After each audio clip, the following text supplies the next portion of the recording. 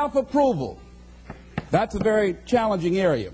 Now, why is that challenging? Ladies and gentlemen, that's where most people get stuck, in the area of self-approval. That's a stage that a lot of people get there, and they never move out of that area. Why? Well, for a variety of reasons. Many things can contribute to our not approving our dreams, our not feeling good enough. A lot of things can contribute to that. Many of us never live up to our potential or don't approve ourselves because we never had anybody to believe in us. Looking at some of the things that keep us from approving ourselves, that we've all done some things that we don't feel good about. Things that if we had to do those things over again, we would not do those things, or we would do things differently. So part of what we must do in order to begin to move into your greatness, you got to remove a major energy block. And that is dealing with the issue of forgiveness. People that have hurt you, someone who's done you wrong. Make a list. And things that you have done that you feel bad about, that you regret. Make a list. There may be a time when you weren't a good father, or a good mother, or a good brother or sister, or you were a bad child, or you didn't do a good job, or you lied, or you were dishonest, or you stole. No one knows this but you, or something you feel good about, so I was a real dog in me to do that. Something you just really regret. So we make a list of all those things. All of us have some of that. Somebody say there's some good in the worst of us and some bad in the best of us. So none of us escape. Now here's something I want you to do. I want you to become involved in an active process to get some clutter out of your life. So if there's any area in your life that you need to clean up, start working on it. I'm going home tonight to clean my closets. Any of you got any cluttered closets? Oh, raise your hand, please. Good. Let's go home. Let that be our task this week. See, the first law of the universe is order. Go home and clean the closet out. Get the clutter out. Start letting some of this junk go to make some room for something else. Do that with people. There's some people who's cluttering up your life. They serve no purpose whatsoever. They're just holding and occupying a space that somebody useful, positive, nurturing, and contributing could be holding that space. You don't even have time to look to see what else is out there because you all have all of these people surrounding you that's not enabling you to grow.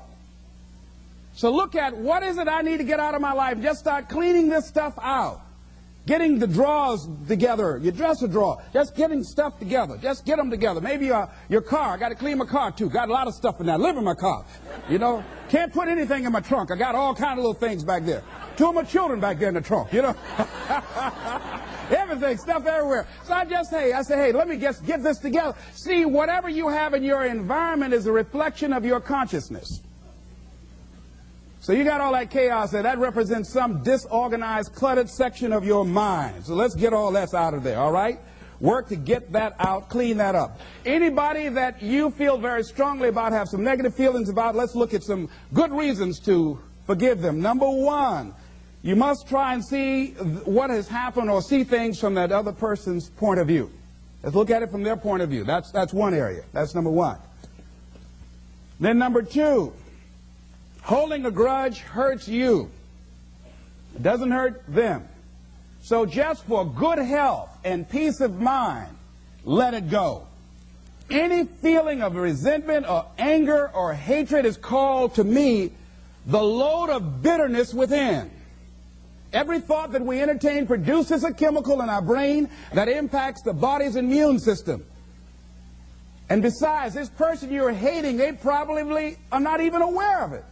If someplace having a good time, don't even know you're really hating them. You've turned up the steam, gone from dislike to hate, intense hate.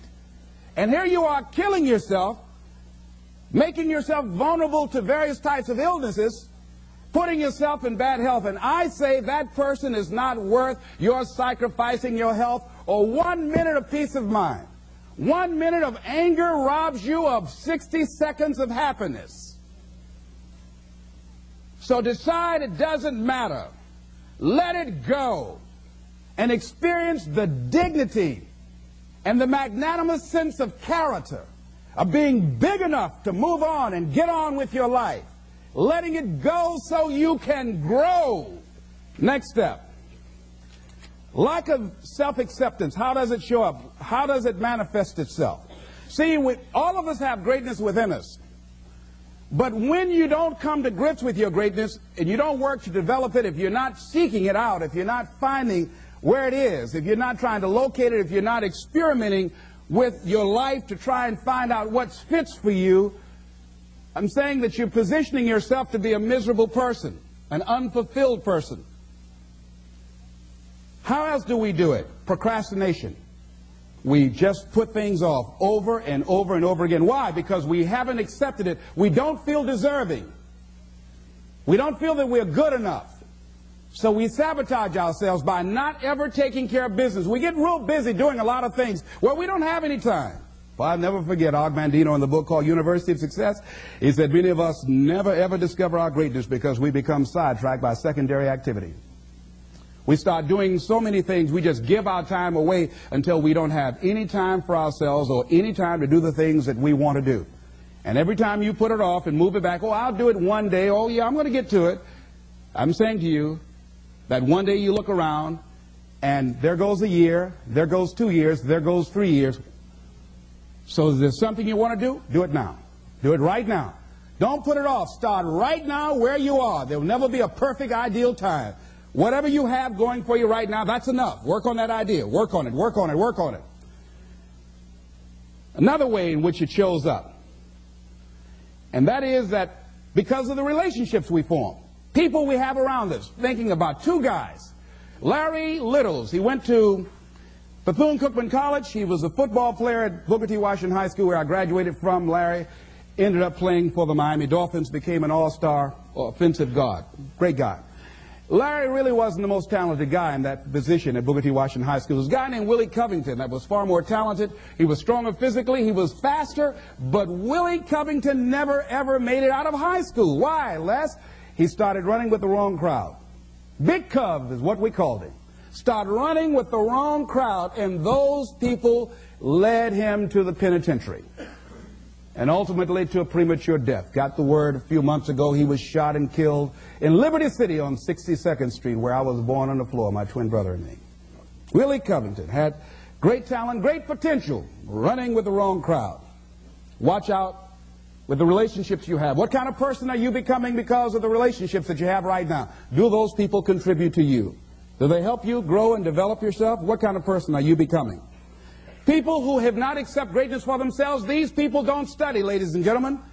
These people don't study. They don't have time for personal growth and development. They don't have time to work on their minds. No, they don't have time for that. Too busy for that. People can affect us. Our peers can affect us. Our environment can affect us. Just working consciously to overcome the poverty consciousness that I was raised in. The feeling constantly of saying, Les Brown, you deserve this. There's no need for you to be afraid. It's not too good to be true. It's true because you've earned it. The old-fashioned way, you have worked for it. But every once in a while, it comes up when I least expect it. My heart starts beating fast. And I start questioning myself and doubting myself. And I have to catch myself. You've got to be consciously conscious. So let's look at how we can begin to evaluate our self-esteem, our self-approval. Number one, to determine the height of your self-approval, it's important that you evaluate yourself because you know you quite well, but it's almost impossible to do it totally by yourself. You must get some caring feedback. Find somebody close enough to you that has observed you or been around you that you value their opinion, and ask them, how do they see you? How do they rate you in terms of your self-esteem? And then compare what you have with what they say. See, there are things many times that people can see in us that we can't see because it's a blind spot. If I were to be talking to you and my breath is offensive and you don't tell me, and then I go around, not only do you know, everybody else around here knows. And then when I'm walking toward people, they say, oh, Les, I'll be right back, you know. And I don't know why people say, well, Les, we thought we wanted you to come to the party, but you can't come. Now, all you have to do is just tell me, say, Les, you need to gargle with some ammonia or something, you know. And Have you ever smelled someone's breath and didn't tell them? Raise your hand if you don't know. So we all have those blind spots. We have those areas of our lives that we need to get some caring feedback. We need some coaching. We need someone to let us know that. And now, why don't people just volunteer that? One, they don't want to hurt your feelings. One, they don't want to embarrass you. But see, there are some people you know they don't want to hear it. They're going to argue with you. They're going to become defensive. If you're one of those people, just decide to shut up and listen. Next thing is a good barometer to check out how you feel about yourself is how well you handle compliments. When someone pays you a compliment, can you handle it well? Lady was coming down the hall, and the lady said, "Oh, what a beautiful dress you have." "Oh, it's nothing. I caught it on sale." Nothing. No, I didn't ask you, did you get that on sale? I just said it's a beautiful dress. Can you handle compliments well? That's a good barometer about your self-esteem. Can you handle criticism well? Can you give criticism? Next thing is, what are your expectations? What do you expect to get from life? What do you expect to get from your business? What do you expect to get from your relationships? What is your ideal day? What is it that you expect from this experience, this trip, this journey that you're involved in? People that have a strong sense of self-approval, they have high expectations for themselves and from life and from others. See, a lot of people don't expect much from life. So they don't shoot for much. They're not preparing for much. A lot of people are just showing up in life. A lot of people just get up in the morning and they go through the day, they go to the job just to pull a check down, watching the clock coming in. So you want to be a different kind of person as you forward your life. You want to get something out of this. If you're going to do it, it's worth your time, your energy. You've got some expectations from this. I do not let people waste my time. Someone want to meet with me, excuse me, what is this dealing with? I want to get to the bottom line. Because if it does not measure up to my expectations, I'm not going to invest my time. I don't have the luxury to waste time. I'm expecting some great things from life. And so I have to spend some time working on myself and developing myself. So examine your expectations versus your wishes. Some people wish they could do better, but some people expect to do better. Where are you on that? Next thing, let's look at what are the things we can do to increase our self-approval, our self-appreciation, our self-acceptance. Here's number one, love yourself. Make caring for you the highest priority in your life. Take care of you. Look out for what truly satisfies you. We're not taught to love ourselves.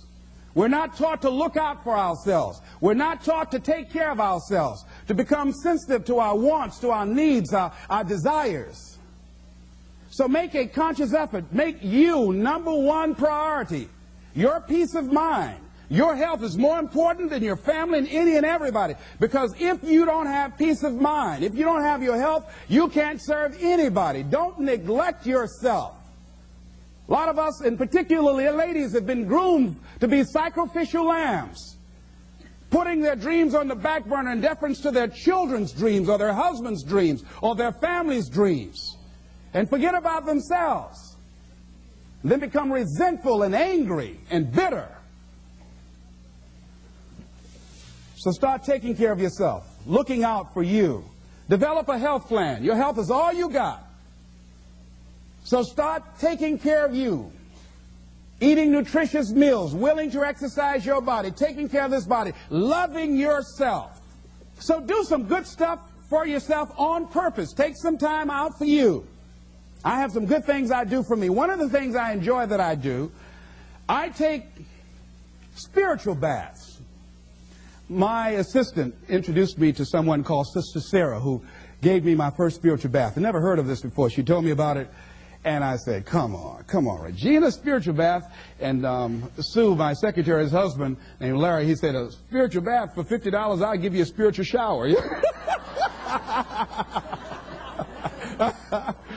But I play soft music. I've taped some of my favorite music. I burn a candle, and I have different oils that I put in the tub of hot water, and I have flowers that I picked, and I saw Coming to America, you know, with Eddie Murphy. You know, they were sprinkling little flowers on the ground. So it gives me a feeling of royalty. So I sprinkle these flowers in the water, and I soak. I like doing that. And I soak, and sometimes I read or just relax and enjoy the music and just cool out. That's my time for me. Put the answering service on. I just block out some time for me. I'm into meditation. I've been working and exercising now. Just doing some things for me. Taking care of myself mentally, emotionally, and spiritually. And physically. You can't develop and manifest your greatness. You can't be a high achiever if you don't feel good. You don't take care of yourself. So I'm taking care of me. And then you know what? It takes the edge off your life. It helps you to manage things rather than allowing them to manage you. Gives you more personal power to deal with stuff. Take care of you.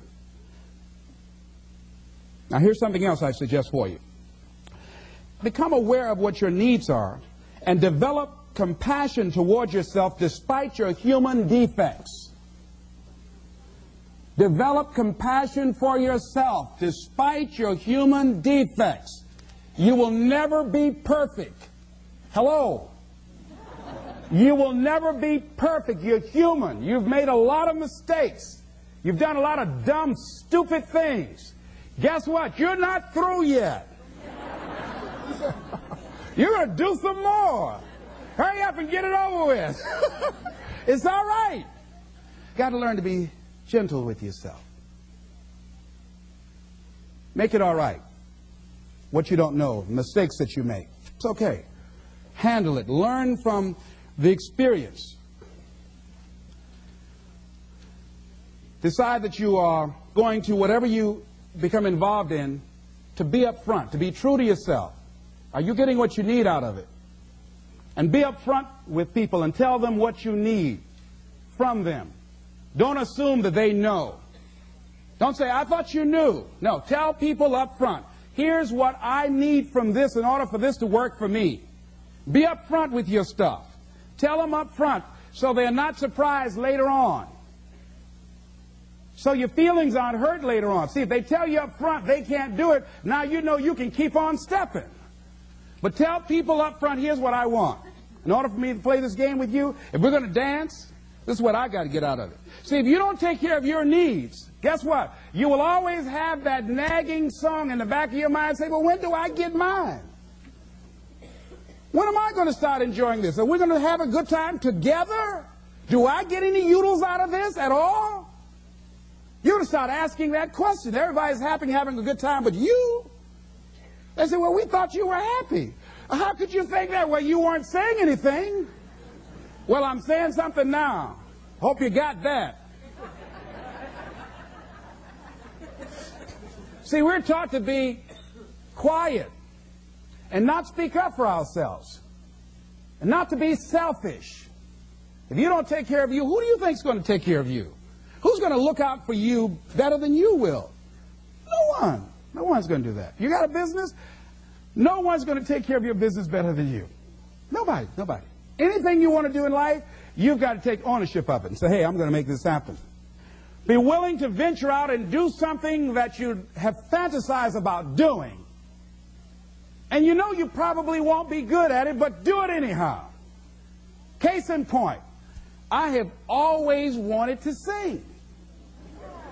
I've always wanted to do that. I'm going to sing a song. If I don't do nothing but just a few lines, chances are, you know.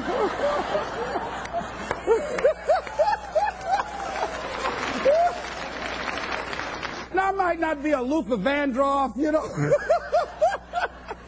or an Andy Williams, you know, but it might be a little Perry Como up in there, a little Mathis and Nat King Cole.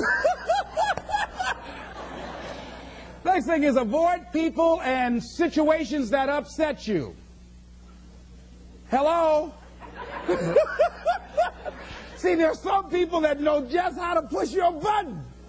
They know just what to say. So, you know what? I don't even deal with them. I just avoid, excuse me. Hey, I want to talk about something. I understand, excuse me. I'll be right back. Now, you might call that cowardly. But I'm not going to expend any energy arguing with anybody. Life is too short, ladies and gentlemen, and unpredictable. I don't want to spend my time arguing with anybody, so I avoid situations that will get me upset. I don't argue with people. I avoid things. I don't look at movies that frighten me. Last frightening movie I saw was The Exorcist. I never saw another one after that. I never forget going home. At that time I was married and I was blowing the horn, going up into the driveway. I said, "Open the door."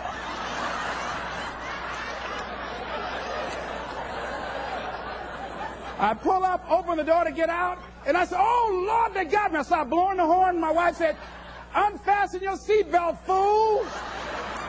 I said, "Oh, all right."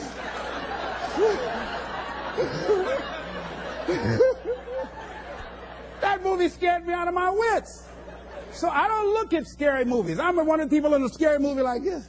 Tell me what's happening now. Tell me what's happening.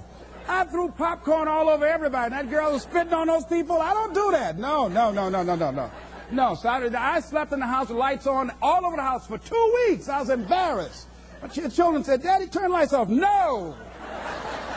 So I just avoid things. I go see comedies. I love Danny DeVito and Steve Martin. I like things that make me laugh, make me feel good. But like the little boy in me, life is just too serious. Here's something else that can help to increase your self-esteem. Draw the line, ladies and gentlemen. There are certain things that we just go through life just taking, and at some point, you just got to draw the line and just say enough is enough. You got to do that with yourself. Just draw the line. You know, see, how I manage my food choices, I get on a scale every day. If I get to a certain level, that's a crisis level. I just get down and start doing setups right there. That's right. Look at, hey, right away. If my income drops to a certain level, I go crazy. I start working like, you see this callus on my ear? You see that callus right there? That's how that callus got there. You know, my income dropped. And I made 200 calls a day as punishment. Don't you ever let this happen again. Because I'll never be broke again. So you got to draw a line. You just got to draw.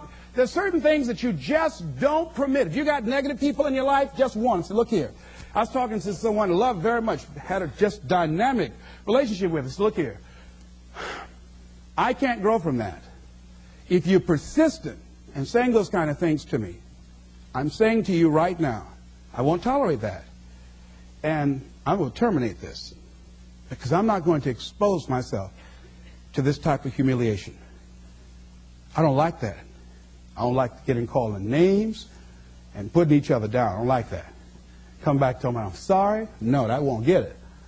So you put a nail in a hole, you make that impression, you pull a nail out, that mark is still there. That's not forgotten. We can't extract that from the record. So don't say that to me. So we were talking about something else. Person said it again. Boom. You're a loser. Very good. And you are too, because you just lost a very good friend. I don't choose to be around you anymore. And that was it. I said, that's cold. Maybe it is. But I get people out of my life that aren't good for me. One negative stroke is 16 times more powerful than a positive stroke. And if you have people around you who are not sensitive to who you are, and the people that can hurt you the most, ladies and gentlemen, are the people that you love. That you love. They're the ones that you're vulnerable to. They're the ones that can get to you. And if they're insensitive, I don't care who they are. See, if you don't draw the line with people, if you just let them run rampant in your life, and you let things happen to you that you don't feel good about, if you continue to allow it to happen, you won't feel good about yourself. Your image of yourself will erode. So you've got to draw the line. In the conditions that you find yourself in, here's a jarring question. Why are known hells preferable to strange heavens? Why would people live in a known hell? Why do people just go to a job where they're miserable, day in and day out? Why do people stay together and they're miserable, sleeping in separate rooms, or arguing, or the only thing they have in common is paying the bills. Don't talk, don't communicate, don't share anything together. Day in and day out, as short and unpredictable that life is, being mean to each other. Why do people do that? Known hells are preferable to strange heavens because it's familiar. See, life is rough, ladies and gentlemen. It's rough, and it's scary. It's scary growing. It's scary taking a chance.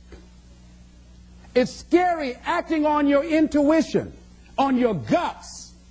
It's scary. It's frightening. There are people that's tolerating things right now, and they're immobilized by fear. They can see the hammer coming, and they're afraid to even move because it's scary.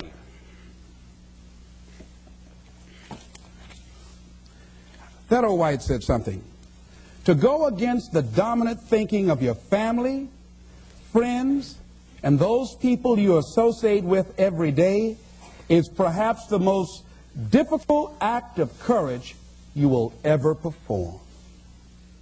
See, when you start growing, when you start changing the way you walk, the way you talk, the way you act, the way you respond to things, the way you use your time, when you start saying, no, I can't do that. Why? You're too busy. You don't have the time. No, I have my own agenda. I've got something that I'm doing. Not lying to try and get out of it. Just said, no, I'm busy doing something that I want to do. Or I don't want to do that. And I'm not going to do it. I'm not mad. Not upset about it. I just don't want to do it. Why? Well, I don't have to give you any reasons why I don't want to do it. But listen, thank you so much for asking me. Take it easy here. Hey, I thought you were all right. Is that right? Oh, boy. Ask me, do I care about that? See, if people can put you on a guilt trip, they will. And use you and abuse you over and over and over again. You got to draw the line. You have to draw the line on them. Don't go through life feeling like you're powerless. Victims are people that are powerless. You're not powerless. You are powerful. You direct the power in your life. Whatever your life is right now, it is a duplication of your consciousness. It's a result of how you have decided to use your power. That's all it is. That's not who you are. That's just a perverted use of your power that you aren't satisfied with. And you've got the power to change that. Wherever you are, how, I don't know. But I know you've got the power to do that. But you don't know what has happened to me. It really doesn't matter what has happened to you. See, the only thing that really matters is what are you going to do about it? That's all that matters. That's all that matters.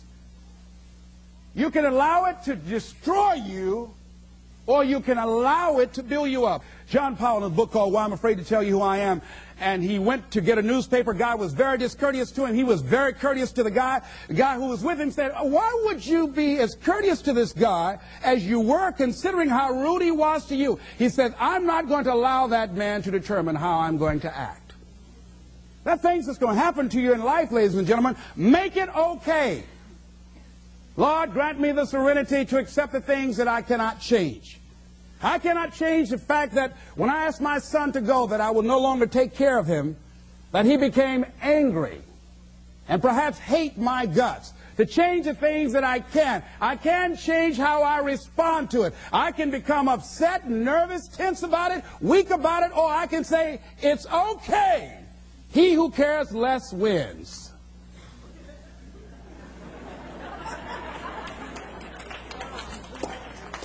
You got to make it okay. Become comfortable with it. What's the next thing? Learn something new and tackle it in a spirit of adventure and love. Somebody said that we are not stricken by the things we do, but we're stricken by the things that we don't do. The songs that have not been sung, the poems that we have not written, the work that we have not done, the ideas that we have not developed, the dreams that we have not acted on. That's what can stricken you. That's what can block your power. That's what can rob you of your peace, of your satisfaction, of your self-respect, of the special joy that you can get out of life, of special achievement. See, one of the things that contributes to high self-acceptance or self-approval is self-achievement. When you achieve something, when you've done something, and you can stand back and look at it and say, I did this. What if it doesn't work out? You can stand back and look at it and say, I tried it. I went up in there. I went with it. Didn't work out. No, but I value the experience. I love just the experience of doing it. I love that. So that's why I said, wait a minute, I've been fantasizing about singing. So I'm going to do this. Who says that when I first stand up, I got to sound like Pavarotti? What's the guy's name? I don't have to sound like him. I just sound like Les. That's right, Mamie Brown's boy. See, you got to look at you and look at your life and find something that you can tackle and do it with love. Only that which you love. Only that which you love. Let me tell you something. When you do that, you're doing it in a spirit of love. Just love it. Can you tell I love this? I love it. See, I know that there's greatness in you. I know that there's something in you. Everybody has something. I don't know what it is, but you know it's something. You know it's something in you that you want to do. Everybody's got some ideas. I say to you that as you focus on something, as you go into action, as you hold that thought in consciousness persistently, you begin to develop the consciousness to manifest and create all kinds of things. You will begin to realize powers and abilities you have. You will realize you have miracle working power in you. That when you move, that when you walk, folk will see you when you come in the room and say, I don't know what it is, but there's something different about you. There's something about the way you look. It's a glow about. What is it? What are you doing now?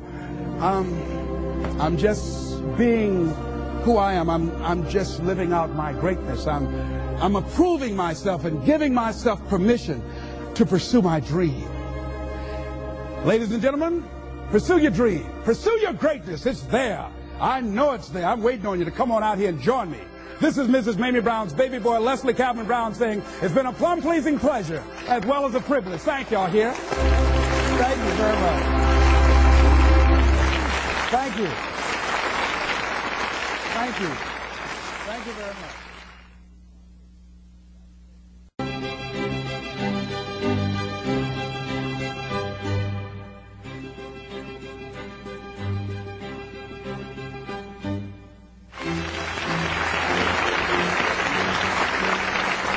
Good evening.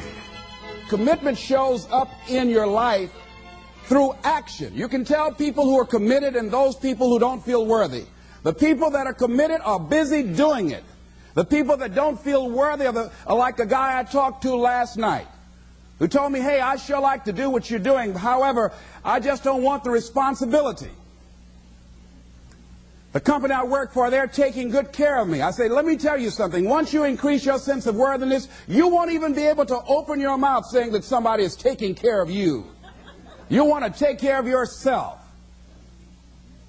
But see, because he doesn't feel worthy, he's intelligent, 17 years from a major corporation, they've spent thousands of dollars training him. He knows he has the book knowledge. But his attitude is, his vision of himself, his sense of deservingness says, you can't have that. So he will fabricate all kinds of excuses on why he can't have it. Robert Anthony said something. Robert Anthony said that you can only have two things in life, reasons or results. Notice, reasons don't count. I like that. Folks will always point out reasons on why they're not living their dream, on why they're not manifesting their greatness. They will always be able to point those things out, but none of those things count. The only thing that counts are results. And results don't lie, ladies and gentlemen.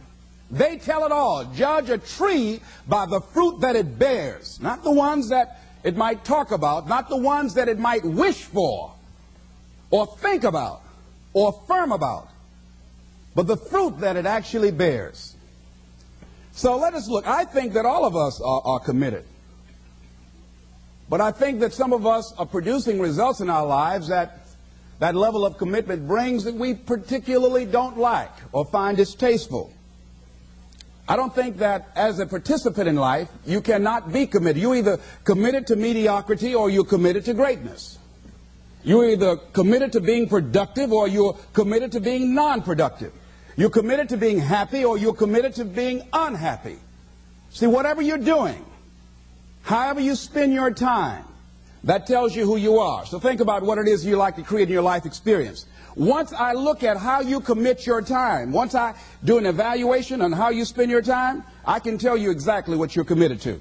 People that say they have dreams or want to open a business or want to do something differently than what they're now doing, they don't like their jobs, they're unhappy, they're unfulfilled. People who say they want to improve their income level, look at how they spend their time. How they spend their time, the commitment of their time, how they use that will really tell the truth. People who said, I'd like to do better, but you don't find them in vocational or technical schools upgrading their skills and their knowledge, how they spend their time, that will tell you what's going on. People who say they want to normalize their weight, they want to be healthy, but every time you see them, they're eating, that will tell you that they're committed to being obese for the rest of their lives. People tell you they want to stop smoking and they're lighting up at that time. Folks that say, I want to stop drinking, and every time you're in their face, they're reeking with alcohol, that will tell you what's going on. Don't have to listen to what they say, just watch what they do. Commitment shows up in your life in what you do. On the other hand, you can make the commitment to your life that you don't like the results that you have and that you're going to do something about it. See, that power is available to all of us. People who look at life and decide, I want something different for myself. Carol Hatfield. Carol lives in Detroit, single mother, decided that she wanted to go into her own business, did not have enough money to do it. She wanted to have a health food store. She sold her car and used the money to start in a little storefront, a little hole in the wall. She rode to work on a bicycle. And then when she got enough money, she bought a motor scooter and did that for a long time. She's now a very successful person. She now has 3 health food stores. She said it was hard, it's a struggle, Les.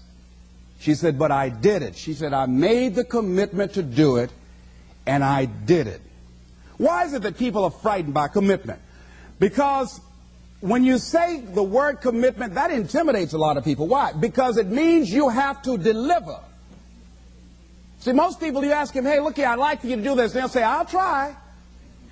I'll try means that is my escape clause. When I don't come through, it's really a polite no. I don't have the courage to tell you no, so I'll tell you I'll try. Hey, look here, I need you to come to this meeting. I'll try. I said, what do you mean? You're going to lean toward the meeting? Try and sit down. You either do or you don't. Try and take this pencil out of my hand. You either do or you don't. There's no such thing as try. So most people like to use that language. They don't want to commit themselves because commitment means, among many things, no excuse is acceptable. That's what it means, no excuse. That if you decided that you're going to do this, if it becomes hard, then do it hard. If it's difficult, so what? If it's inconvenient, so what? See, a lot of people made a commitment to come here tonight, but they looked outside and said, it's raining. The temperature dropped. It's cold outside. And they decide to give up on their commitment. And that's how people do about their dreams. They don't honor their commitment to themselves. Let me tell you what happens when you don't keep your commitment. Number one, it begins to deplete your self-esteem and it erodes your self-image. It weakens your faith in yourself. You don't feel good when you don't keep your commitments. The other thing is that you begin to develop weak relationships with people. People begin to realize they can't depend upon you. They can't rely on you because you won't keep your word. You've established that kind of reputation. Just think, what would your life be like if you decided to keep your commitments? What will all of our lives be like if we decided to keep our commitments? That we decided to do the things that we said that we were going to do. That we wouldn't even speak it unless we were going to do it. If we decided just for a week, just see what your life can be like. Let's do it for a commitment to make it a 7-day commitment that I won't say I will do anything unless I'm going to do it. And find out what your life will be like. Let me tell you what, if you follow it through, if you keep your commitment to the commitment, at the end of the 7 days, you'll feel strong and powerful. Because by honoring your commitment, each time that you do, that empowers you. Whatever discipline that is required. Whatever it is that you must do. So I'm suggesting, number one, commit yourself to live in the present. I saw the movie, The Dead Poets Society, Robin Williams, and they had a line in there, seize the moment. Many of us are not able to move forward and develop and manifest our greatness because we spend so much time looking back or worrying about the future. Seize the moment. See, you cannot go into the future and manifest your greatness when you have various things in your life that's blocking you. Let's look at how we can begin to keep our commitments. Remembering what Dr. Robert Anthony said about results. When you keep your commitments, you're able to produce some different kinds of results in your life. So how can we keep our commitments? And do we keep all commitments? No, we don't. You will not be at 100%.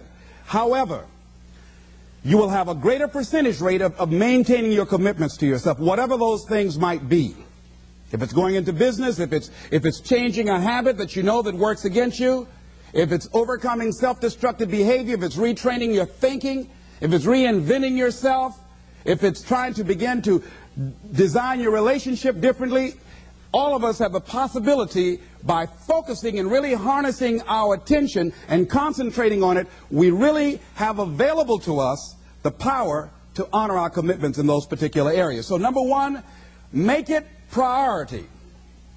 See, no one would go get on an airplane if you thought your chances of getting there to your destination were as good as your luggage. Am I correct? See, and I say the reason that you will reach your destination more times than your luggage will is because the airline, and I'm glad that they do, has made it a priority to move the human beings from one point to the other safely. Not send you off to Boston or someplace with your luggage. So I'm not really upset when my luggage doesn't show up. I'm glad they delivered me, because they've made me a priority. See, they have made delivering you to your destination important. So if you want to honor your commitment, whatever you decide that you're going to do, make sure you make it important. Make sure it is priority. Keep it before you.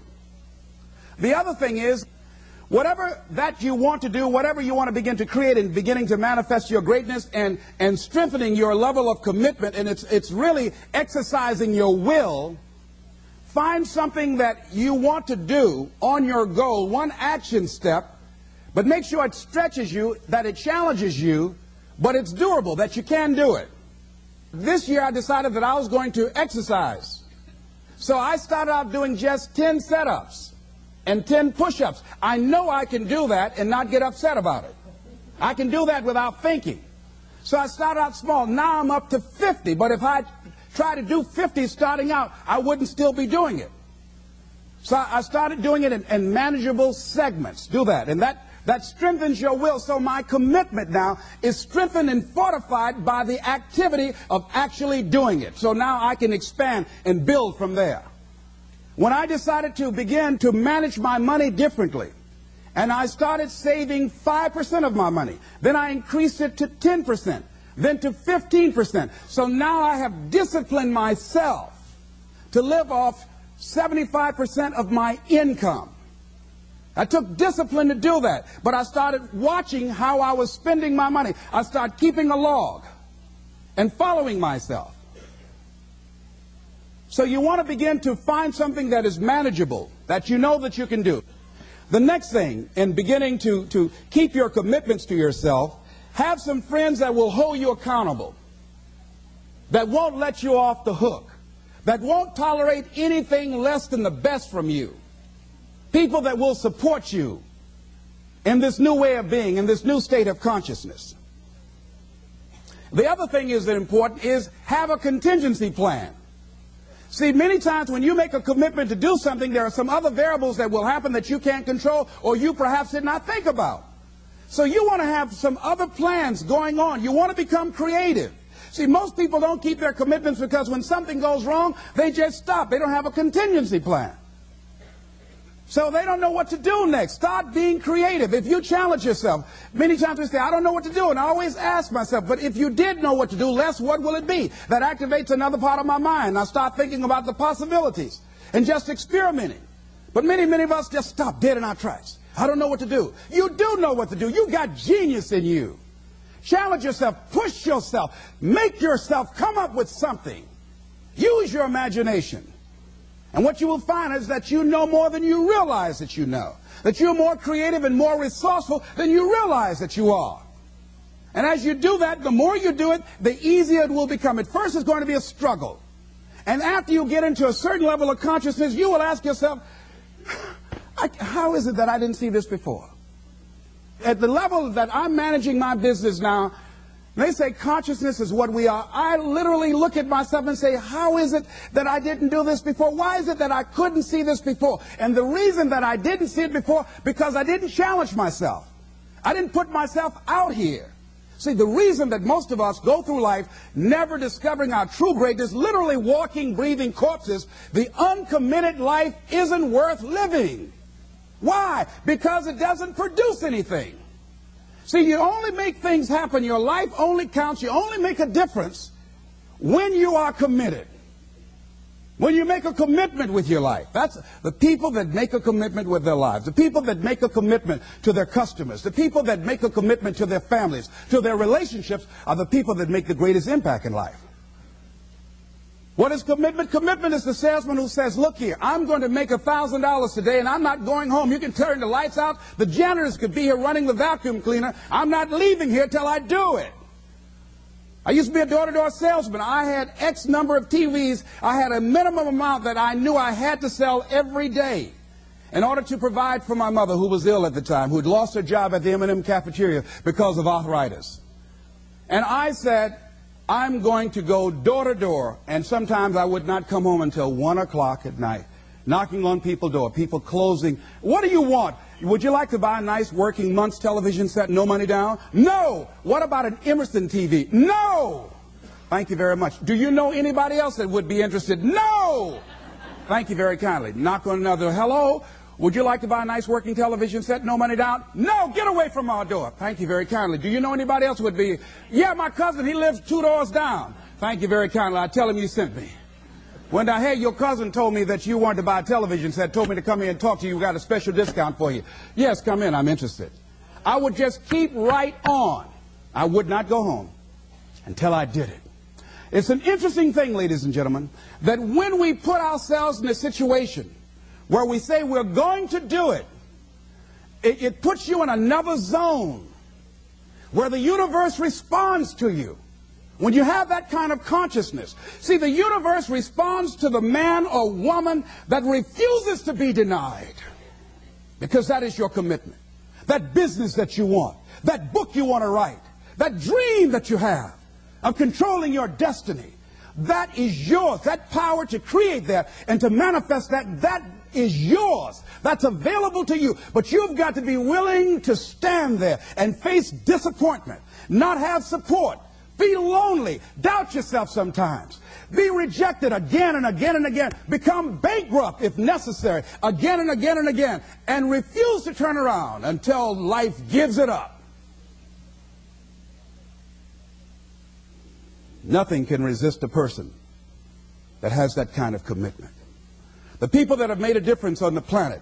When a John F. Kennedy said, we will go to the moon in the next decade, He spoke it. That was a commitment, and people shared that vision.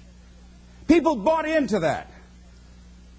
We've had all kind of examples in history where people have made declarations, who have committed their lives to bring about a difference. There are people who are taking a stand today against hunger. I guarantee you it will be a part of our past at some point in time. Someone took a stand against polio.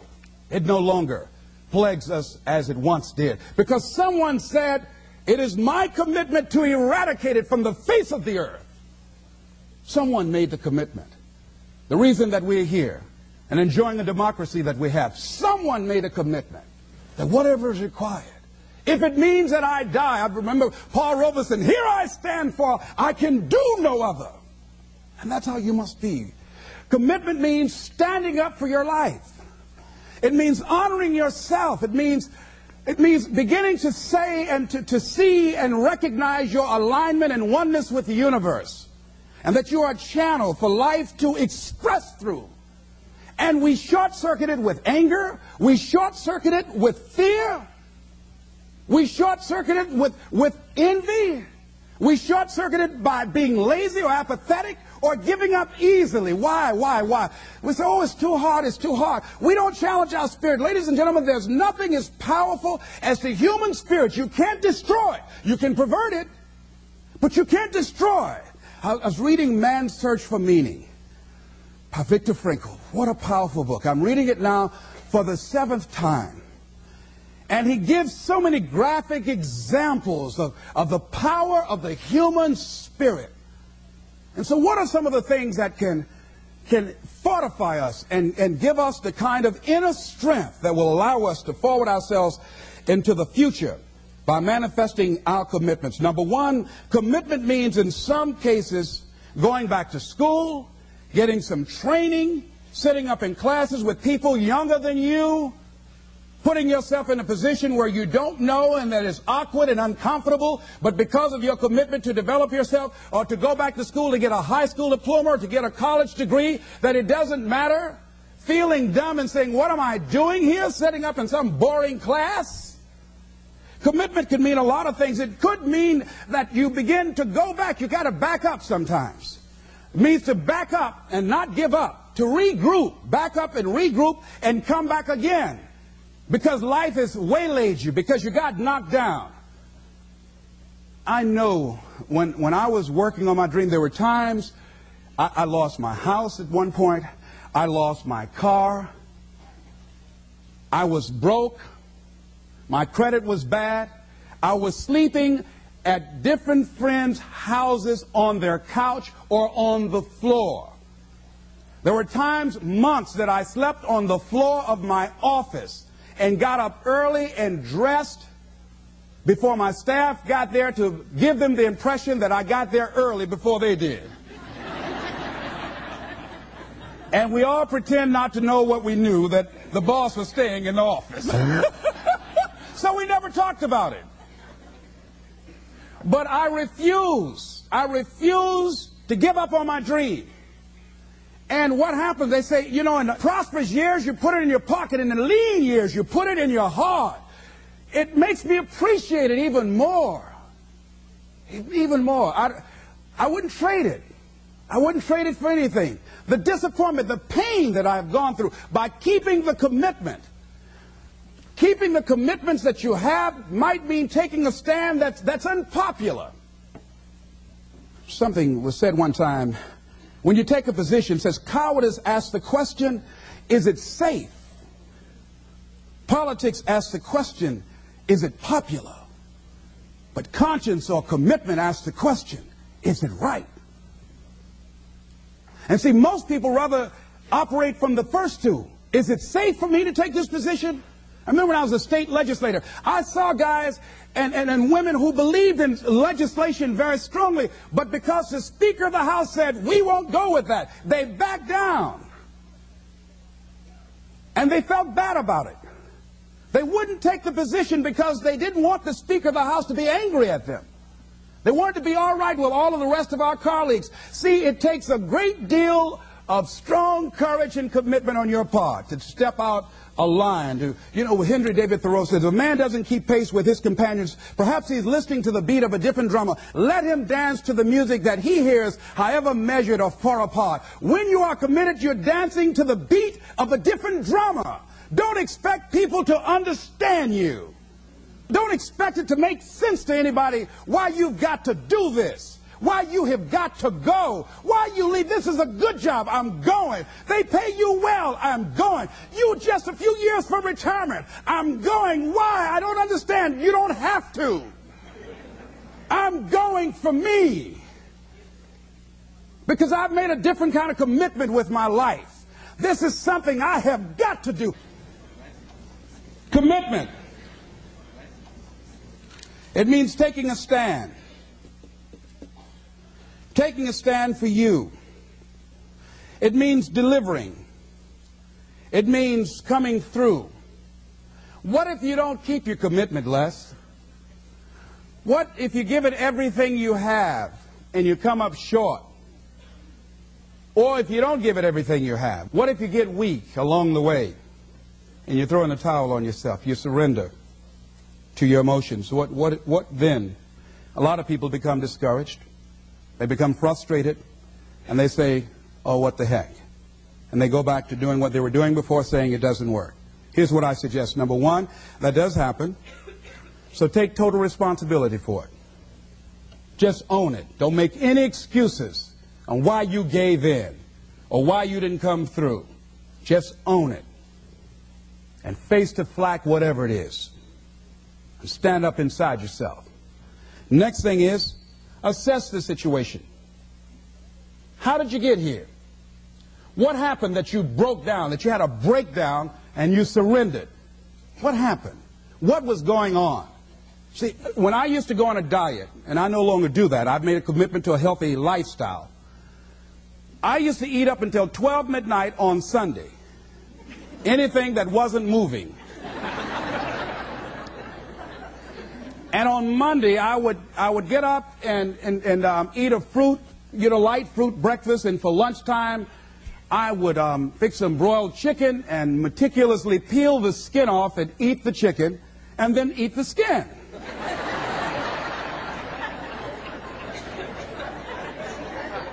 Do 5 setups, look in the mirror, and become discouraged because my stomach doesn't look like a washboard or one of the Avon Haley dances. And I say, what the use? And then I go to the refrigerator and eat food cold standing right there in the refrigerator. So when I evaluated where I broke down, I realized I can't have junk food in the house. So I had to remove that. And then I realized there are certain streets I couldn't drive down. So I changed my route. I stopped taking people to lunch or to dinner because I couldn't sit there and watch them eat. When I had to go someplace and speak and they were eating, I said, call me downstairs when it's time for me to speak, because if I sit at the table looking at them, the food's going to call my name. And I know this. So I had to begin to make sure that I wasn't putting myself in a position where I would give up on my commitment. Am I making sense to you? Yes. So I began to strategize around avoiding situations where I knew that I was going to become weak. Another thing I do when I don't keep my commitment, I either deny myself something or I do a trade-off. If a glazed donut takes advantage of me, then I require myself to do an extra 25 setups. Or I walk for an extra 15 or 20 minutes because I got a hammerlock on my head and say, come on over here. So you might have to deny yourself something or do a trade-off. Do something that will offset it. The other thing is, start again. So what? You fell flat on your face. So what? Start again. Learn from the experience and start again. Don't count yourself out. Don't sentence yourself to a lifetime of being miserable, a lifetime of being broke, a lifetime of being unhealthy, a lifetime of being in a relationship that is no longer fulfilling to you. A lifetime of working on a job that does not bring you satisfaction, that's not giving you the creative urge that you need and that got to have in your life that stimulates you. Don't sentence yourself like that. You are a human being. Don't volunteer your life that way. Your life has too much value to the universe. You've got something to contribute. You've got something to give. And so what if you make a commitment and you're not able to do it like a pro? That you're not good as everybody else. Live in the moment. I like what this says. Look to this day, for it is life, the very life of life. In its brief course lie all the realities and verities of existence, the bliss of growth, the splendor of action, the glory of power. For yesterday is but a dream, and tomorrow is only a vision. But today well lived makes every yesterday a dream of happiness, and every tomorrow a vision of hope. Look well, therefore, to this day. See, if we just start enjoying where we are, if we make that kind of commitment to enjoy where we are, to experience the experience of life where we are, to do all we can right now where we are. Forget about the mistakes yesterday. Forget about all your failures yesterday. Forget about what you don't have. That's not important. Only thing that we have is right now. Right now, right now. And I say that life is calling on you to call forth on that. The optimists, which I think one of the most positive groups in the world, they have something called the Optimist Creed, and I like, it says promise yourself. I changed it to commit yourself, because I think that commitment has more power than promise. It says commit yourself to be so strong that nothing can disturb your peace of mind, to talk health, happiness, and prosperity to every person you meet, to make all your friends feel that there is something in them, to look at the sunny side of everything and make your optimism come true, to think only of the best, to work only for the best, and expect only the best. To be just as enthusiastic about the success of others as you are about your own. To forget the mistakes of the past and press on to the greater achievements of the future. To wear cheerful countenance at all times and give every living creature you meet a smile. To give so much time to the improvement of yourself that you have no time to criticize others. To be too large for worry, too noble for anger, too strong for fear, and too happy to permit the presence of trouble. Commit yourself to these things. Isn't that powerful? What a commitment to make with your life. Commit yourself to stretch, to get outside of your comfort zone and not be concerned about what people think about you, because they're thinking it anyhow.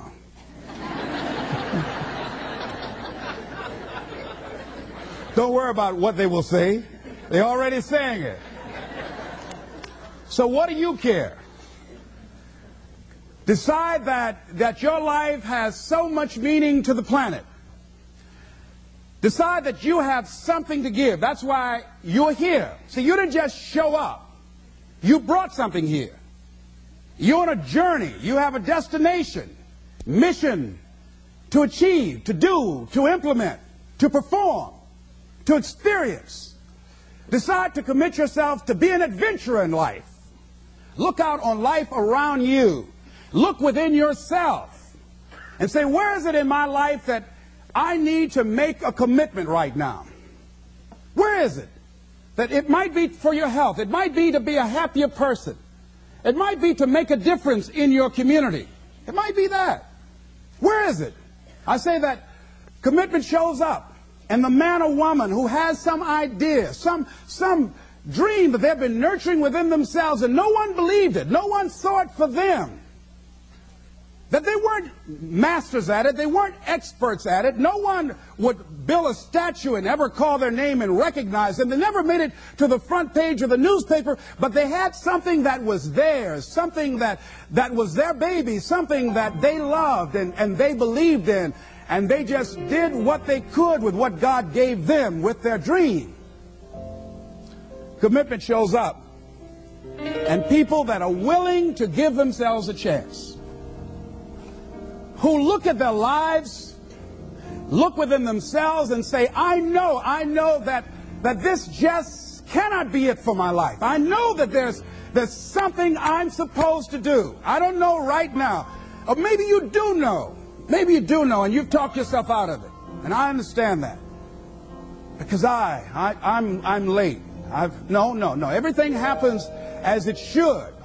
I got the courage to step out, to become committed. I was seriously not serious before.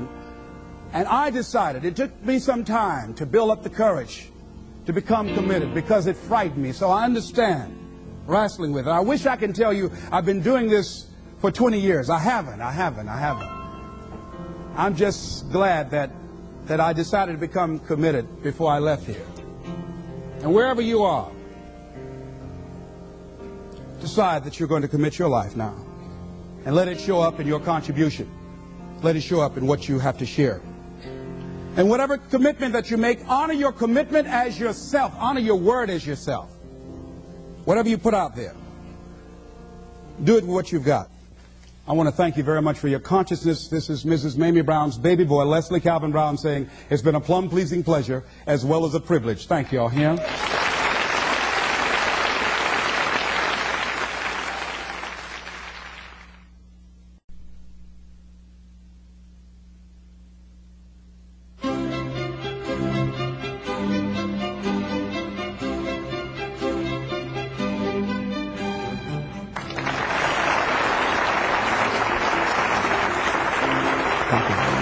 Thank you. We've been going through several stages. We talked about self-awareness. Who am I? Asking that central question in one's life. Looking at your strengths and your weaknesses. Getting some evaluation, determining what it is you want out of life. Then we went to the next level of self-what? Self-approval. Approving yourself to do the things that you like to do. And going after the dreams that you like to go after. And we know when we don't approve of our dreams because of the fact that they stay up in our minds. We don't act on them. We procrastinate. We come up with a variety of excuses on why we're not going into action. And then the next level is what? Self-commitment. Going for that dream. Going for those goals. Deciding to do the things that are necessary to bring about the changes that we want to bring in our lives or what we want to bring in society. And then after that, we are now to this level. And this stage is what? Self-fulfillment. Because when you are involved in commitment, when you are implementing your plan of action, you're going to produce some results. You're going to have some victories that you can feel good about. And it's a time of celebration. So what happens when you hit the level of self-fulfillment? First of all, what we want to know is that self-fulfillment is unending. And should be viewed in that context. Robert Schuller says it best when he says, success is never ending. So that means that we never get to a level where we feel that there's nothing else for us to do, that we've achieved a certain number of goals and we figure that we're through. No. You don't want to stay there and celebrate too long like a lot of people do. They do something they consider outstanding, they go around talking about what they used to do. See, let me tell you, I used to do this and I used to do that. Excuse me, used to be's don't make no honey. What are you doing now? What have you done for me lately? You know, go around telling people about what you used to do and who you used to be. What does that count for now? Nothing. What are you doing now? You're still here breathing. That means you've got some more to give. Doesn't matter how old you are. Doesn't matter about where you are. Doesn't matter about what you have. Doesn't matter about what you've done. Life is about growing. It's about being productive. It's about stretching. It's about challenging yourself. So you start looking around and decide, hey, what else do I want to do? What got me here? It's a time for celebration, but also a time for reflection. What got me here? What worked? What did not work? What do I need to do to repeat so that I can get the same kind of results in other areas of my life? If the goal is to improve my health, if the goal is to improve my relationship, if the goal is to improve my income, if the goal is to improve something in society, what is it I need to do? Now, don't get confused with what you do with who you are. Don't trip. Don't go on some type of ego trip. Talking about how bad you are. None of us do anything by ourselves. Develop an appreciation for external support as well as good fortune, because all of those things play a role. And the other thing is, don't go overboard celebrating. Kipling says it best. You must meet with triumph and disaster and treat those two imposters just the same. You look at it, hey, I did it. I feel good about that. Now you're moving on to the next thing. Things did not work out the way you wanted them to work out. You didn't produce the results you wanted to produce? Hey, miss that. Win some, you lose some. Next, moving right on. Don't confuse who you are with what you do. Let's go on to the next level, looking in that particular area. You return to the area of self-assessment. You start looking at yourself and evaluating yourself. Now, what are some of the elements or the characteristics or the qualities of people who are fulfilled, who live a life of fulfillment? What are some of the things we can look at about them? I think, number one, make your mind fertile ground for the seeds of opportunity. I think if you want to experience a sense of fulfillment, you've got to have an open mind so that ideas can come in there and take root and grow. So part of beginning to have fertile ground, you know, you got to break that ground up. You got to break up that hard crust. Because if you don't, seeds will fall there and the wind can blow them away, the winds of doubt. When you're set in your mind and you refuse to grow and you're not open to new ideas, new methods, new ways of doing things, if your mind is already fixed, you become stagnant. You can't grow. You can't have a sense of fulfillment. You become extremely cynical and negative about everything. You know it all. So you want to begin to look at life and have a sense of curiosity, not know it all. You want to keep learning, keep growing.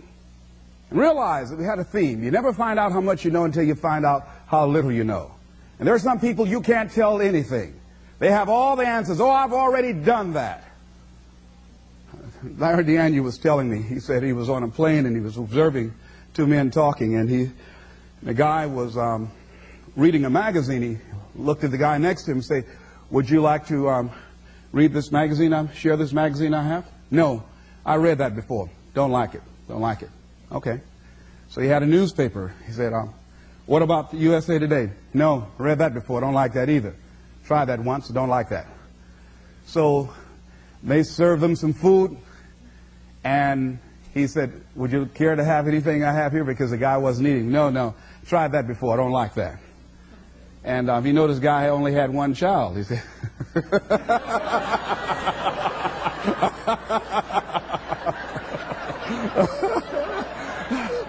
what Larry was trying to say is that a lot of people go through life prejudging things. How many of you don't like buttermilk? Raise your hands, please. How many of you raise your hands and never taste buttermilk, please? And I'm one of them. I just don't like the way it looks, all right? I might be missing out on something, all right? So many of us count ourselves out of things prematurely. You don't know what the possibilities are up in there.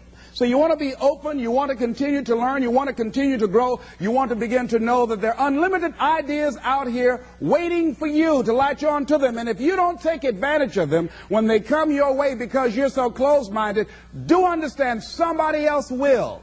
And we've all had ideas that we did not act on and looked around and somebody else had the idea and gone with it. So be open and receptive. Next thing, in order to live a fulfilling life, become involved in life. Live your fantasy. Most people go through life not living their fantasy, sitting up in the bleachers, looking out on the field, looking out into the arena, wishing that they were down there, just fantasizing, seeing themselves running with the ball. I used to do that. I used to always see myself at a basketball game. 1 second to go, Les Brown comes down court. He looks to his right, looks to his left. He's the only one that can do it. Dush, the basket goes in. Les saved us. And people picked me up and carried me off. But I never went out and did it. Decide to live your fantasy. See, in life, you can go through life, you can come up with reasons or you can come up with results. You can come up with excuses or you can come up with achievements. You can go through life blaming or you can come up with solutions.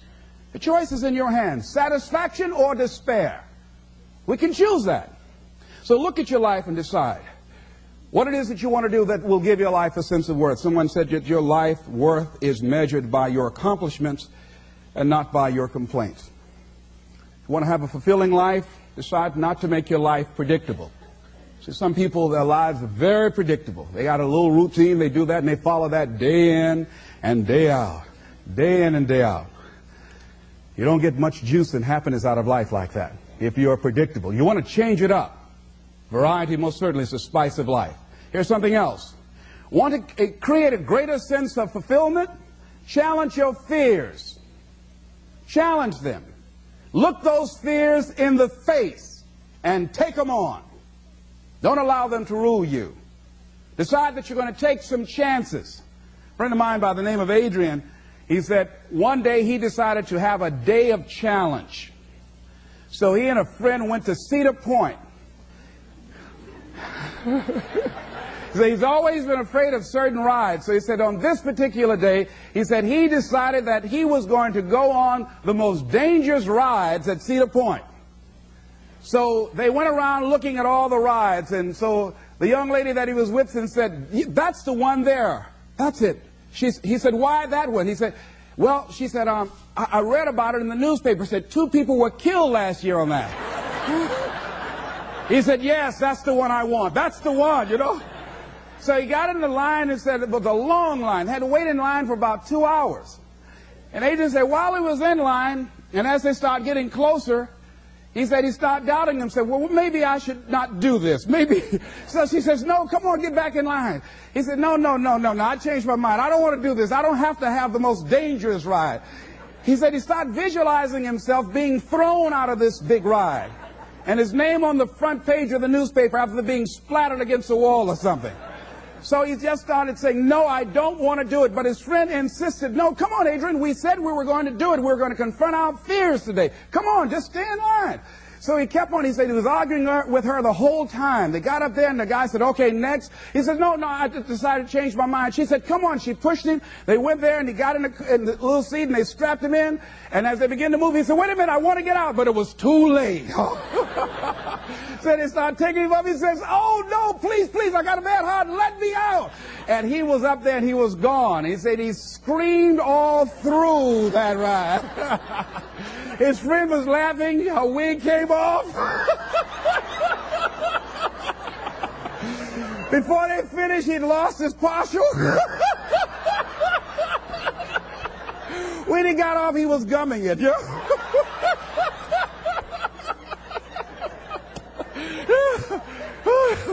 But Adrian said, Les, when I got off, he said, I walked a little taller. And he said he felt good inside. And one of the things he said, hey, it wasn't that bad after all. And we've all had experiences, things that we dread doing. And when we finally did it, we say, hey, it wasn't as bad as I thought it was going to be. Raise your hand if you ever had that experience before. Hey, I just thought I'll die if I did this. I didn't die. I'm still here. And ladies and gentlemen, that's what most people miss out of life. You've got to be willing to risk. If you're not willing to risk, you can't grow in life.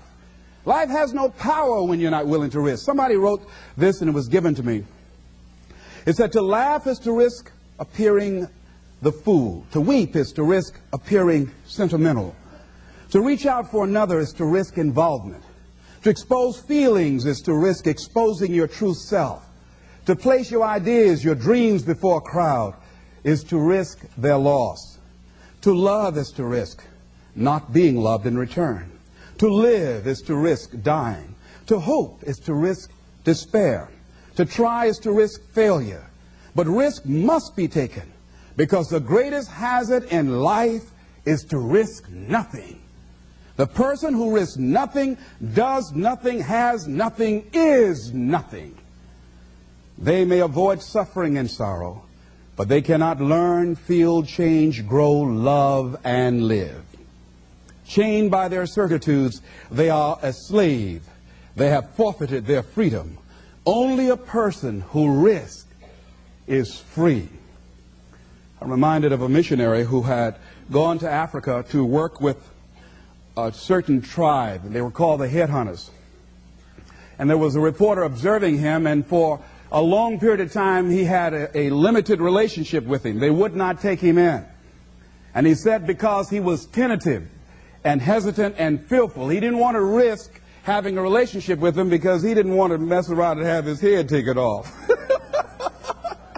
He had this fear, and obviously it showed, and the tribesmen sensed it.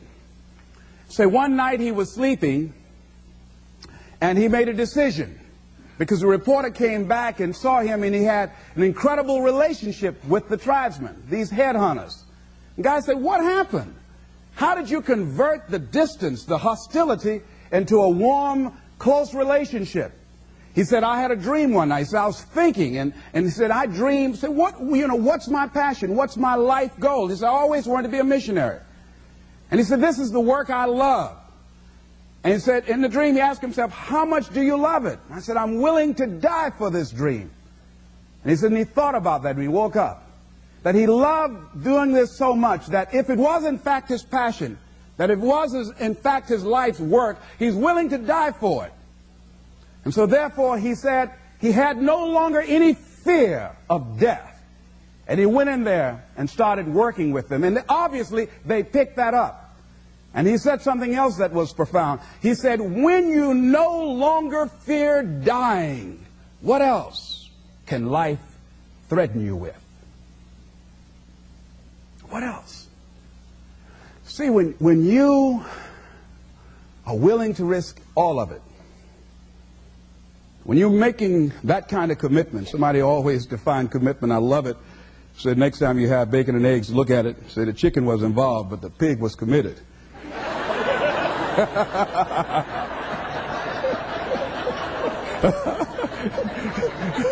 He had to give it all up. See, when you're willing to give it all up,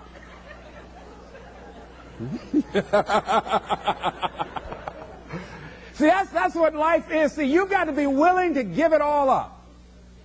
When you're willing to throw it all on the line, that's when life takes on a whole new dimension. See, most people won't do that. They won't risk that. So decide to take some risks. You want to break the routine. Most people go through life following that routine, and we know that that is a living death. Going through life, playing it safe, is like a breathing corpse. Because the only way that you can grow, you've got to risk. The only way that you can become your best, you have got to risk. You've got to challenge yourself. You've got to venture into the unknown. You've got to take some chances. Got to put you on the line. So in order to have that sense of fulfillment, getting out of your comfort zone, as you get out of your comfort zone, you expand your whole life. The more you do, the more you realize you can do. You expand your capacity. You expand your potential. You expand your horizons. You expand your vision of yourself and of life. You expand your participation in life. You're involved in life more. You'll get more out of life because you're putting more into life than most people. That's why it's so important that we are willing to take some risks. I don't know exactly what to do. It's okay. You'll find out. You either learn that you're going in the right direction or the wrong direction. And from that you learn. You'll get some feedback. The universe will tell you, where do I get started? Just get started. The universe will give you immediate feedback. Don't worry. You hit your head long enough, you'll get the message. Lose enough money, you'll learn real quick. Get enough knots on your head, it'll be all right. Here's something else. Choose to be happy in spite of life's challenges. In spite of life's challenges. Life changes every day. Sometimes things will be going your way. Sometimes things work well for you. Sometimes it won't work so well. Sometimes you'll have your health, you're feeling good and energetic, have a yes I can attitude, and there's some things that can happen to you in life that can take all of that from you. All of that can go. Sometimes you might be financially secure, and a sickness, one sickness can wipe out an illness. Life always change. But you can choose in the midst of all of this that's going on to be happy in spite of it. In the good times and in the bad times, you can make a choice. Viktor Frankl, he talks about that. He said, the last of the human freedoms to choose one's attitude in any given set of circumstances, to choose one's own way. Douglas Matlock has a poem I love entitled, It's Fine Today. He said, sure, this world is full of trouble. I ain't said it ain't. Lord, I've had enough and double reason for complaint. Rain and storm have come to fret me. Skies are often gray. Thorns and brambles have beset me on the road. But say, ain't it fine today? What's the use of always weeping, making trouble last? What's the use of always keeping thinking of the past? Each must have his tribulation, water with his wine. Life, it ain't no celebration. Trouble, I've had mine, but today is fine. It's today that I'm living, not a month ago, having, losing, taking, giving, as time wills it so. Yesterday, a cloud of sorrow fell across the way. It may rain again tomorrow. It may rain, but say, ain't it fine today? Isn't that good? I like that. So even if a cloud of sorrow comes over here, ain't it fine today? Living in the moment, getting everything we can out of where we are in the moment where we are right now. Living in the present. The other thing is willingness to let people and things go. You want to live a life of fulfillment. You've got to be willing to let certain people go in your life, especially if they want to go.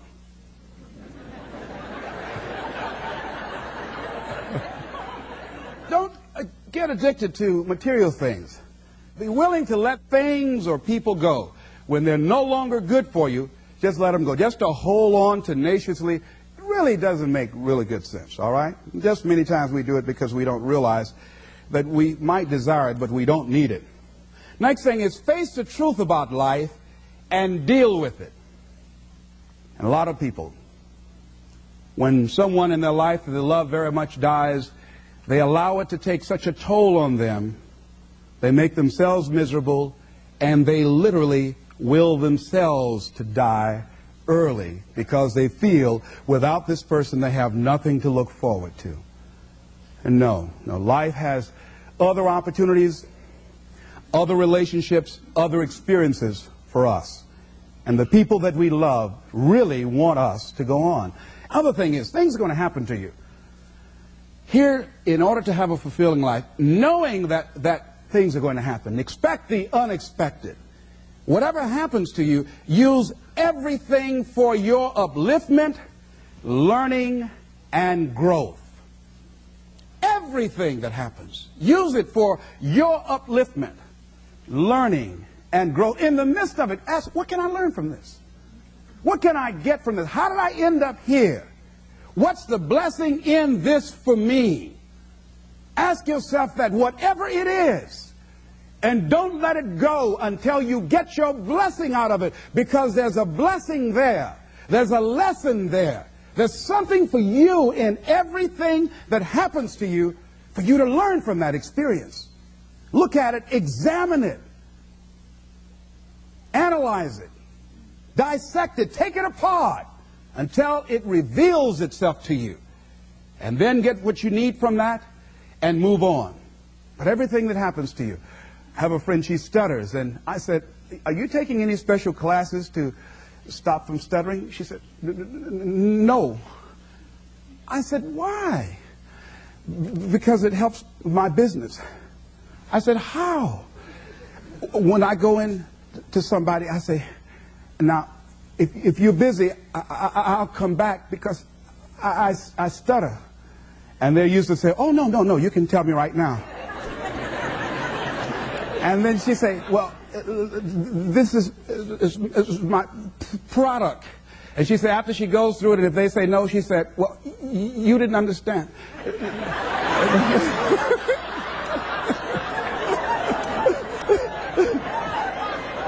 Let me tell you again. And they say, oh, no, that's all right. How much you said it is?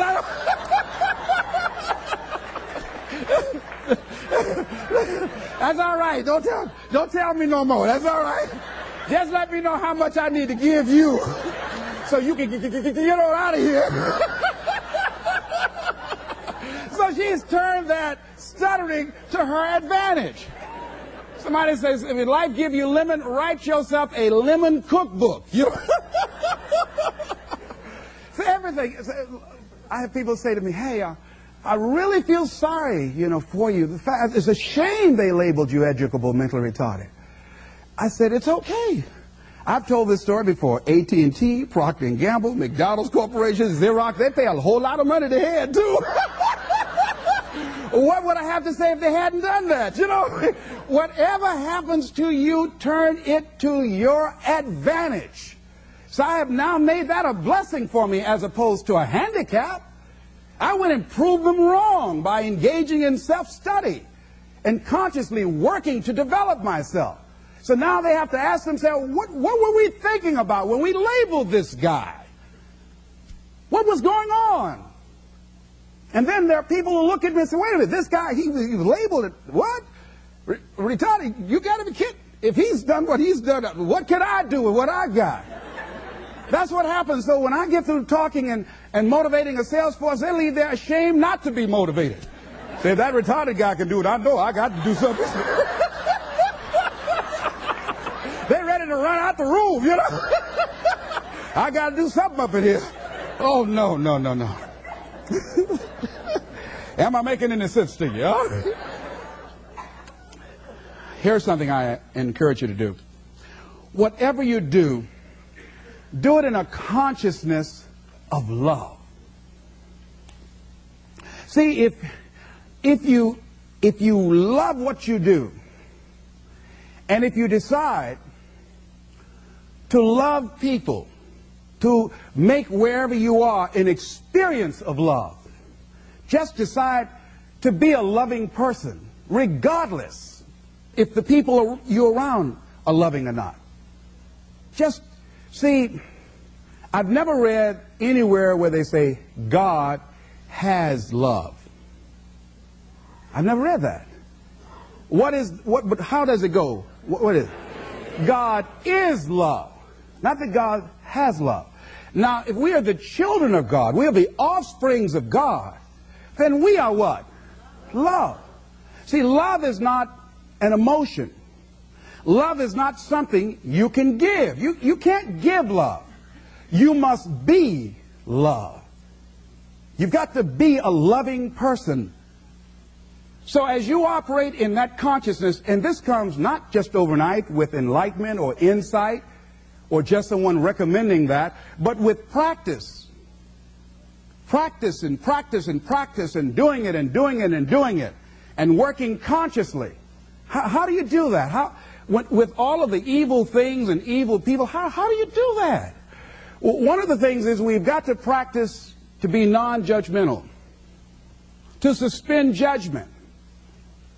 That if you can, in the midst of where you are, I know a gentleman by the name of Jeffrey in Chicago. When I go there to do my training, he's a quadriplegic. He used to be a bitter young man. He's involved in a car accident and is paralyzed. Cannot move his neck. He's quadriplegic, complete. He used to be very bitter, very angry. He decided to become a loving person as a result of Jeffrey's decision. Jeffrey's life has taken a dramatic turn. He is now an inspiration and a blessing to other people. There are people who say, wait a minute. And I know one guy in particular who's always a cynical, negative guy, and I introduced him to Jeffrey. He said, if this guy could be pleasant and loving and have a smile on his face, how can I worry about this little stuff I'm worried about? How can I allow life to get next to me? How can I talk about being depressed when I can get up and move around and walk around? And Jeffrey can't do that, and he's confined to this wheelchair. Jeffrey has decided in a spirit of love to make his life a blessing to other people. He's going back to school. He writes with a pencil in his mouth.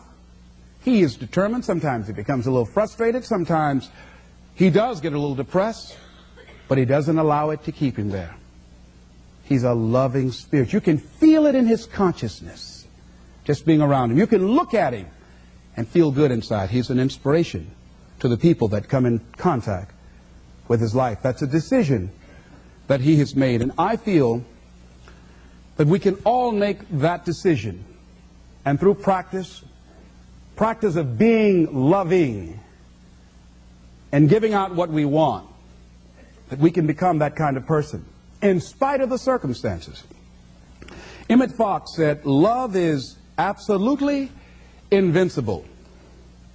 He said that there is no difficulty that enough love will not conquer, no disease that enough love will not heal, no door that enough love will not open, no gulf that enough love will not bridge, no wall that enough love will not throw down, no sin that enough love will not redeem.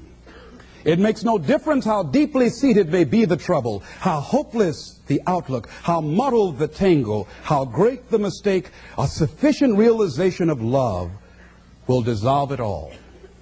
If only you could love enough, you would be the happiest and most powerful being in the world.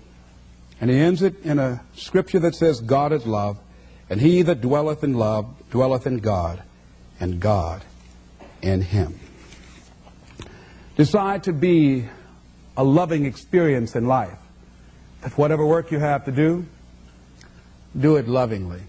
That whatever relationships that you have, just decide to be more loving, more giving, more caring, more concerned, more sensitive than you've ever been before. But what if you don't get it back? It would be great if you get it back. It would be great. But don't count on it. You might get it back, and you might not. But don't let someone else determine who you're going to be. Be who you are. Give what you want. Why? Because you want it back? No. Do it because that's who you are. Do it because that's how you've decided to live your life. Do it because it gives your life a sense of fulfillment and worth and self-respect. When we get off center, when we allow people or circumstances to determine whether or not we are loving because of the way they treat us or because of what we are experiencing, then we are not operating at cause in our lives. We are not controlling our destiny. We're not determining what happens to us and for us. And that's the power that we have been given, the power to choose ye this day whom you will serve. Who will you serve? Those negative feelings and emotions, anybody can hate. Anybody can be revengeful. Some people rather get revenge than get ahead in life. Anybody can do that. Anybody can hold a grudge. Doesn't take any greatness on that. Don't need any motivation and encouragement to hold a grudge. Have some resentment in your heart and some bitterness. But the real challenge about growth and moving into your greatness, it's about being who you are, being true to you. I say, as you look at life, here's something I like, what Charles Fillmore said at age 94. I fairly sizzle with zeal and enthusiasm as I spring forth with a mighty faith to do the things that ought to be done by me. I spring forth with a mighty faith to do the things that ought to be done by me. And I say, as you go toward your goals and your dreams, spring forth with a mighty faith to write the book that ought to be written by you, to sing the song that ought to be sung by you, to start the business that ought to be started by you, to help the people that ought to be helped by you, to make the difference in our society that ought to be made by you. Determine, what is my life work? What is the work that I ought to do? How is it that I can make my life a great experiment? How is it that I can make the contribution that I showed up to give? Something that when I go to sleep at night, I can feel good within myself and know that I've given life my very best. And one last step, I think, in the area of self-fulfillment, and that is that you must live in a spirit and an attitude of gratitude. There's so many things, ladies and gentlemen, that we take for granted. So many things. As I look at my life, there are a lot of things I know I could have done, and I haven't done them, but I've also done some things, and I'm thankful. There are a lot of things that we need to be thankful for. There are big things, there are little things. I'm thankful for my health. I'm thankful for my children. I'm thankful for my mother. I'm thankful for you. I'm thankful for the life that I live and for the people who have enriched my life, who have contributed to my being who I am. And as I look at my life, and I was up like 3 o'clock in the morning, and sometimes just laying there in the bed, staring at the ceiling, thinking, I just said, thank you, Lord. When I look back on my life, I've come a mighty long ways. And even if I don't reach my goals, I'm thankful. Thank you very much.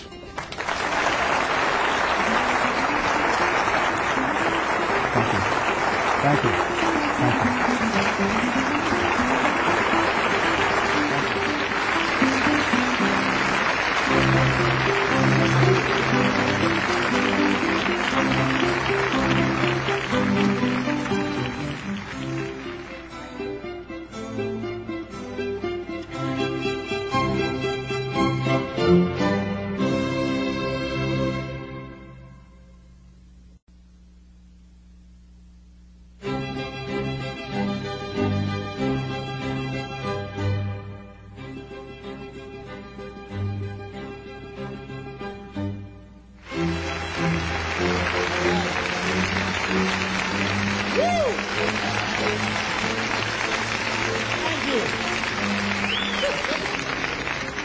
What we're going to talk about now is simply some keys to self-motivation.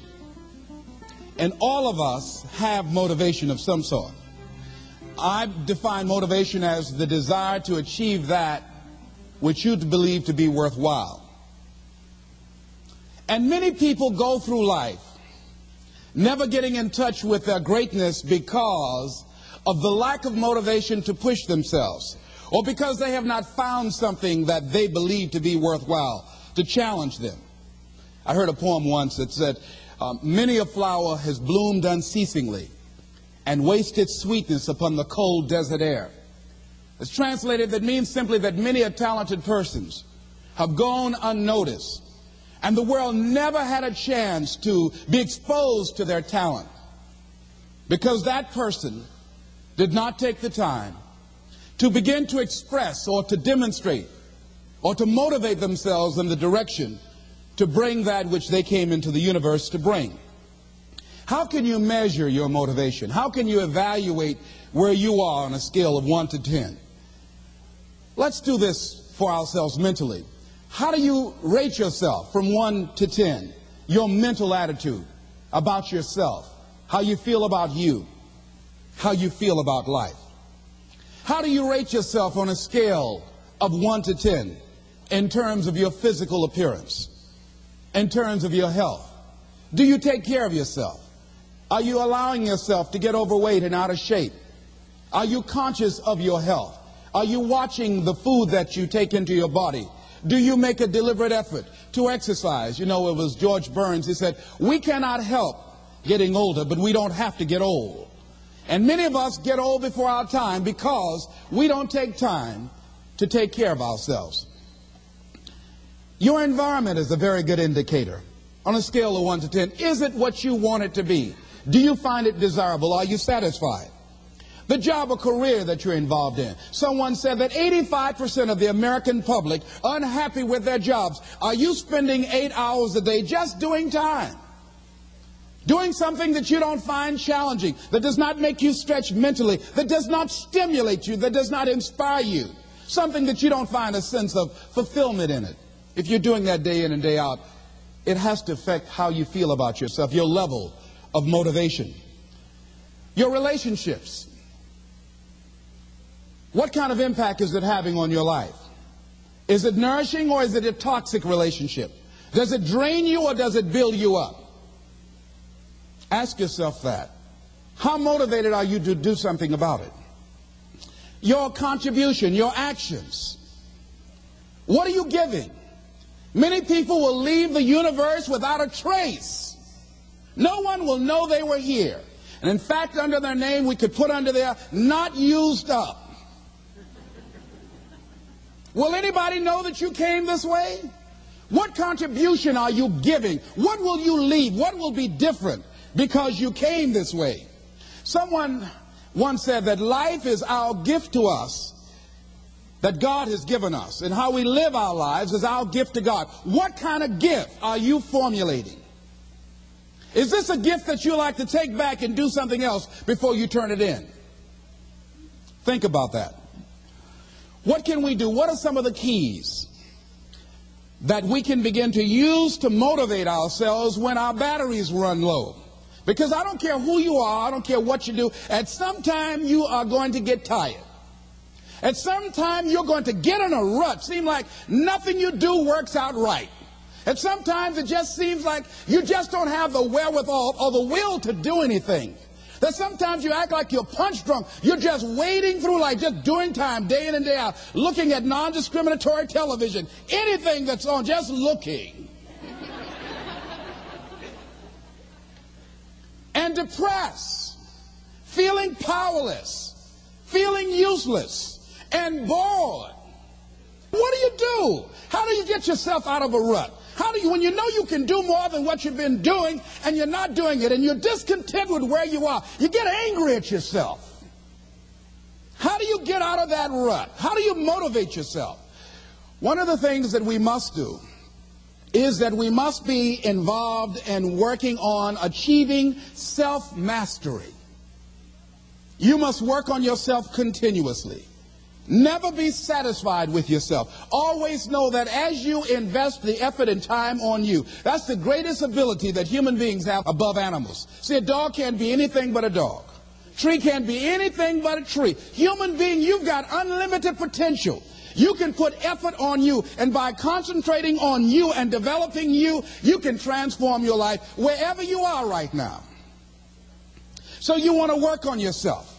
You want to read books that inspire you and motivate you. You want to listen to tapes over and over and over again. And I suggest that you listen to tapes when you first get up in the morning. You want to control the spirit of your day. When you first wake up in the morning, your mind is operating at 10.5 wave cycles per second. That's when the subconscious mind is most impressionable. Whatever you hear in the first 20 minutes when you wake up, that will affect the spirit of your day. When you listen to tapes, listen with relaxed belief. Believing that this can happen for you. And by listening to them, listen to them over and over and over again, and you will get a breakthrough. You can listen to the same tape for months, and all of a sudden you hear something you never heard before. It'll have a special meaning for you. Or read the same book over again, and you find some special insight. You said, I can't believe I didn't see that the first time. So you want to be involved in developing yourself. Most people won't do that. Most people won't take that kind of effort and invest that kind of energy in themselves because they will fall prey to that conversation within. Oh, don't do that. You don't have time. You're too busy. You're too caught up in the rat race. Most people won't do that. Well, they won't take time to go to lectures. They won't take time to go to seminars. They won't take time to go to classes to improve themselves. And as you continue to work on yourself, you will begin to expand your vision of yourself. You begin to work towards self-mastery. And you will begin to see it reflect itself in all the dimensions of your life, your mental life, your physical life, your social life, in your relationships, your monetary life. So concentrate on developing yourself. Because if you don't, I guarantee you that you will make a settlement. And most people have. And most of us already have. What kind of settlement have you made with your life? You know, when we make settlements, out-of-court settlements, you've heard them? That means that you decided to take something less than what you originally wanted to get had you gone into court. And the reason that you settled outside of court is because you didn't believe that you can get it. So you made an out-of-court settlement. Many of us are making in-life settlement. We're settling for less than what we actually deserve. We don't feel good about it, but we make it work in our minds. We'll come up with some kind of excuse to make it all right. What kind of settlement have you made with your life? Many of us settle for less than what we want out of relationships because we don't have the courage to change them. I had a seminar I used to do called "Are You Living Together or Dying Together?" Many people are just dying together. Gladys Knight used to have a song that says, "Neither one of us want to be the first to say goodbye."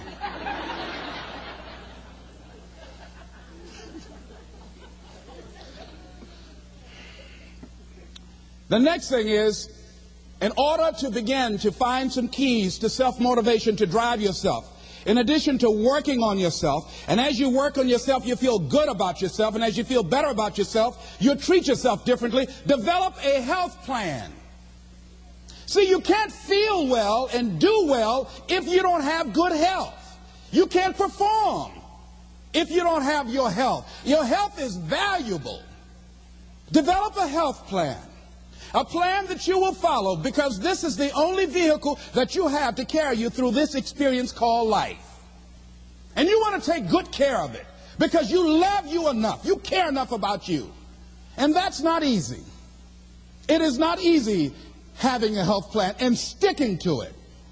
But you're worth it doing it again and again and again. I have lost 22 pounds several times. I always do it. I love potato chips. People who know me know I love M&M peanuts. I love peanut butter and jelly sandwiches. I love my mother's sweet potato pie. I love this. It's not always on my health plan, but I put it on there sometimes. I said life is too short to go without sweet potato pie. If I go tonight, I want you to slip a slice of sweet potato pie in my casket. And watch the smile on my face.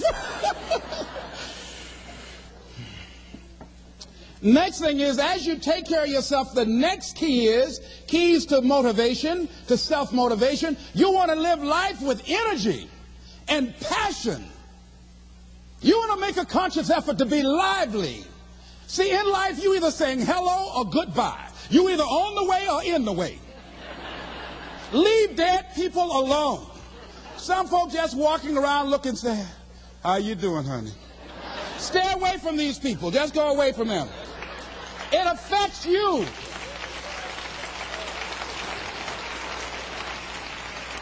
You want to smile. You want to be happy. You got a lot to be thankful for. But you watch some of the faces around you every day. And I tell you, some of these faces, they will put you in a depressed state of mind. So you want to avoid these kind of faces. When you see them coming, turn your head. Next thing is that you want to monitor your inner conversations. The things that you say to yourself. You want to watch them, and in watching them, you want to take charge. A friend of mine told me this evening, and she did it excellently. She said, I didn't want to come tonight. I was feeling so depressed. And I said, I'm going anyhow. See, that was the conversation. Oh, you really don't feel like it. You really don't need to do it. You don't really need to read anything. Forget all that. That's that inner conversation. Oh, you don't need to worry about trying to go into your own business. Forget that. You can't do that. What if you lose everything you've got? That inner conversation that stops you from doing the things you want to do less, don't do that. How can you possibly think about being a motivational speaker? You don't have the contacts, you don't have the money, you don't know the right people. You're going to get up there and your mind's going to go blank. Forget all that.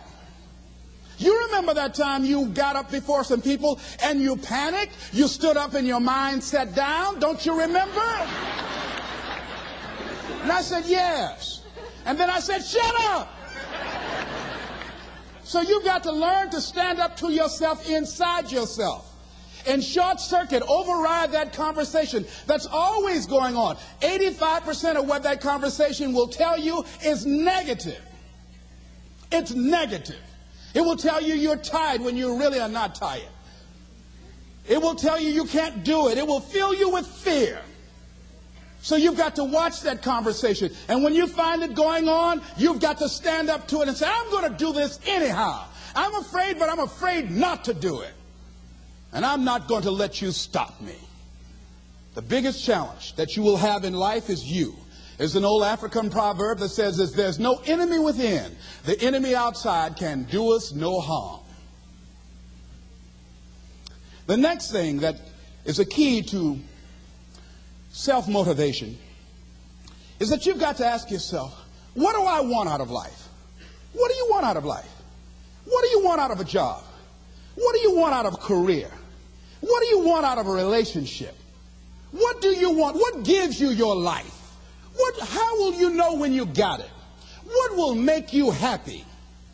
You need to know. You need to start asking yourself some questions. What do I really, really, truly want? You need to be exact about that. Don't be vague. Oh, I just want to be happy. That's too vague.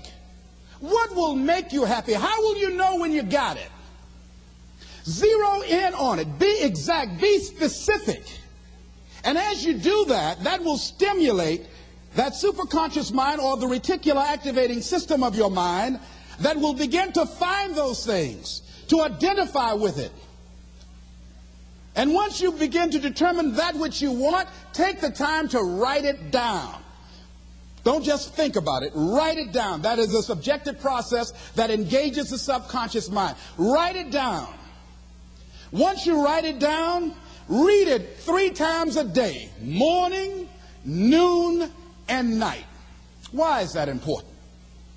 Because what it will do, it will cause you to focus. It will cause you to concentrate.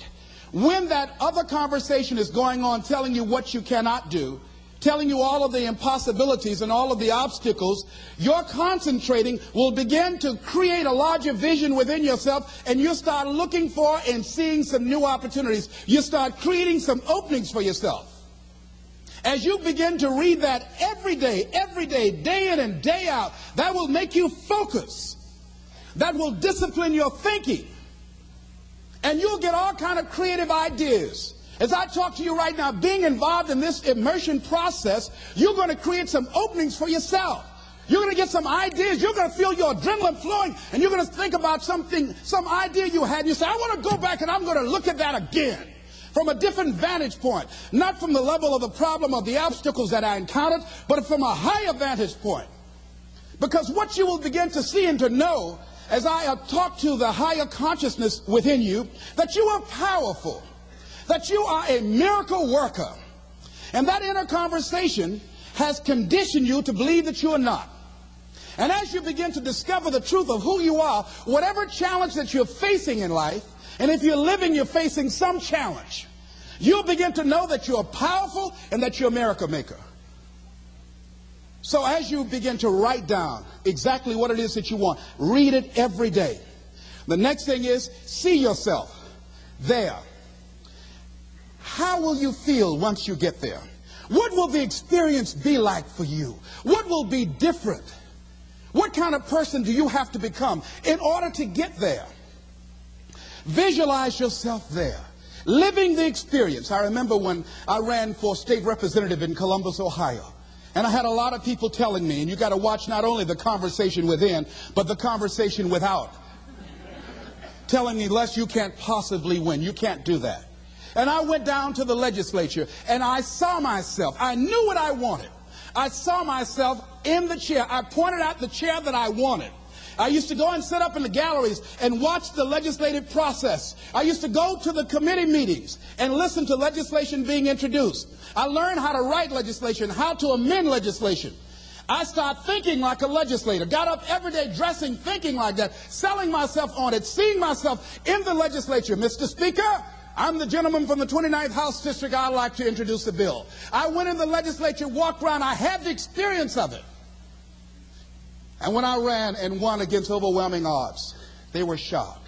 I won the election even before it was held because I was living it in my mind. You want to see yourself beyond your circumstances. You got a challenge, see yourself beyond your challenge. See yourself with the challenge already resolved. and knowing that all is well, seeing yourself in control and in charge of your destiny, being healthy and happy. The next thing is, it is important in the area of motivating yourself, it's important to know why you're doing it. Because that mind will say, why bother? Why go through all this? This is too hard. No, throw in the towel. It's not worth it. Has it ever said that to you before?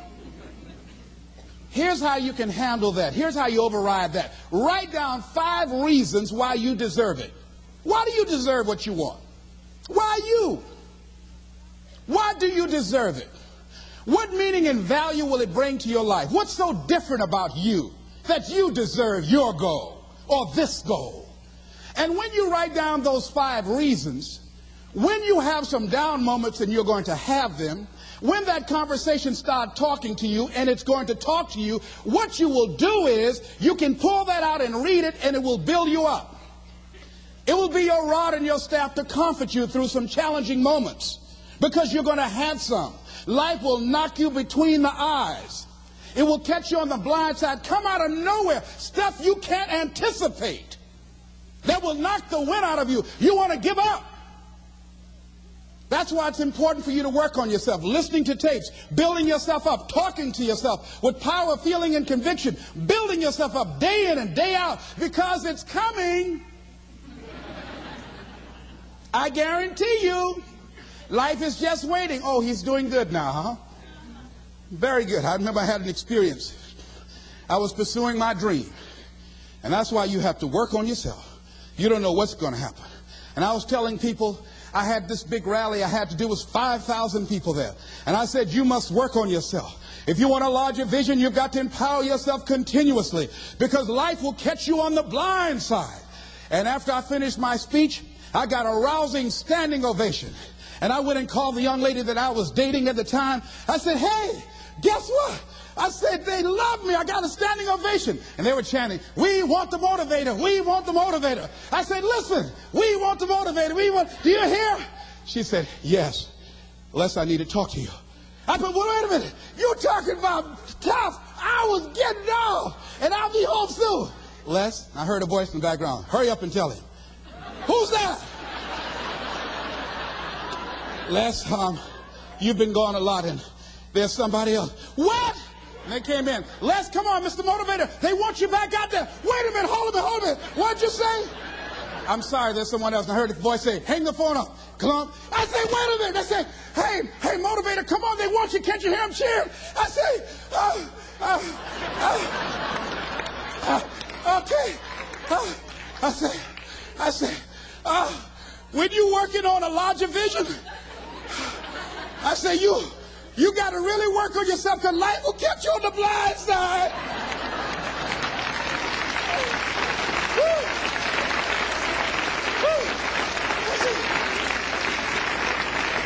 I say, you better be ready. And you better make sure you want it, because it'll make you cry. And somebody said, the Spirit is on him. Thank you, thank you, thank you, thank you. I was talking till they started blinking the lights. They had to come pull me off, and I said, you got to have a larger vision. You make sure, wait a minute, you make sure you work on yourself. They said, come on, Mr. Brown, come on. Yeah. I went back to my hotel room, and loneliness and heartbreak was sitting on the bed, said, are you coming in now? Do you have your larger vision now? How's your positive attitude? Say, get on in here. Are you still breathing? Shut up. No, you want your gold? No, I don't want this gold now. Life will wear you out. You'll be saying, no, I can't, and no, I won't. You try to read it, can't see nothing through the tears. I went plundering through the drawers in this hotel trying to find a Gideon Bible, anything, you know. I said, somebody, anybody help me. Yahweh, Yahoo, anybody. Boy, I tell you, that's why you got to work on yourself. Because life will send you some curves you cannot anticipate. The next thing is that whatever you do, you want to develop technical mastery. You want to be the best at what you do. You want to master it. See, part of self-motivation is you've got to find something that gives you a strong sense of competence. Well, you become known for that. You develop a reputation of being good at doing that. You set some high personal standards for yourself. You're not competing with anybody else. You're just unfolding yourself to be the best person that you could be. That you want to give the best quality service that you can give, because that is a statement about who you are. The other thing that's the key to self-motivation is recognize the fact that you're going to get into some slumps. Recognize the fact that you're going to encounter a great deal of failure in life. It goes with the territory. But in the face of that, you want to be relentless. When you want something, you don't expect everybody to say, oh, come on in. Oh, you want this? Oh, great. We want to give this to you. You're such a nice person. You're doing it for your family, aren't you? Great. No, life isn't like that. No, many doors will be closed in your face. Many loans that you will want. And they'll say, no, you don't have enough collateral. You don't have enough credit. And most people will give up. But you've got to decide that I'm going to be fearless. I refuse to be denied. And I'm going to go all out. I'm going to be relentless. I don't care how many no's I encounter. I like something Isaiah Thomas said when he was getting ready for a basketball game. He said, I'm going to either shoot us in or shoot us out. But I'm not going to not do anything. And that's the way to go. You can't make a basket unless you shoot the ball. You can't hit a home run unless you take a swing at it. Most people won't even take a swing. Well, I probably won't make it anyhow. That's the conversation within. They probably won't give it to me anyhow. If you want something, you've got to be relentless. You've got to decide, I deserve this, and I'm going to have it. And you go all out to get it. That drives you. The next thing is that when you want something out of life, you've got to be willing to go into action. Don't wait around for things to be just right. Don't wait for things to be perfect. Don't wait for the ideal situation. It will never be ideal. There will always be a reason. Well, as soon as the children grow up, or as soon as I pay my bills, or as soon as I get my divorce, as soon as I get enough money together, do what you can, where you are with what you have, and never be satisfied. A lot of people never take a chance in life. They don't want to take any chances. They want the situation to be ideal. See, that's not walking by faith. That's walking by sight. If I can see it, I'll do it. No. That's a lot of people say, if I can see it, I'll believe it. No. If you believe it, you can see it.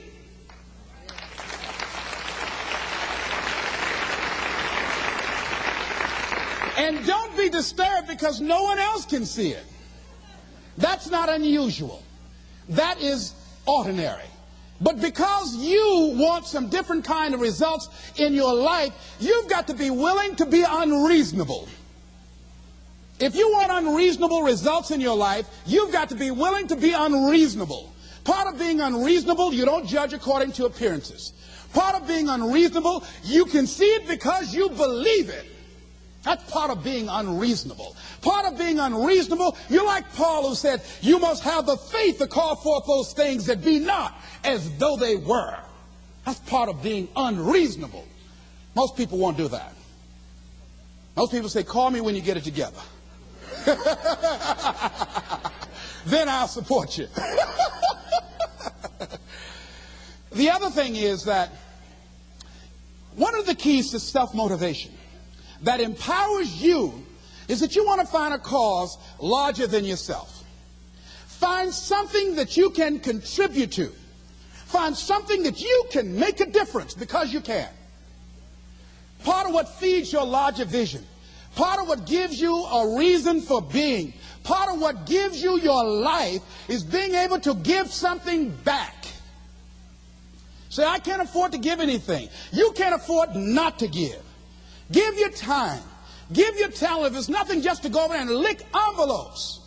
I don't know exactly what I'm going to do, but I'm going over there.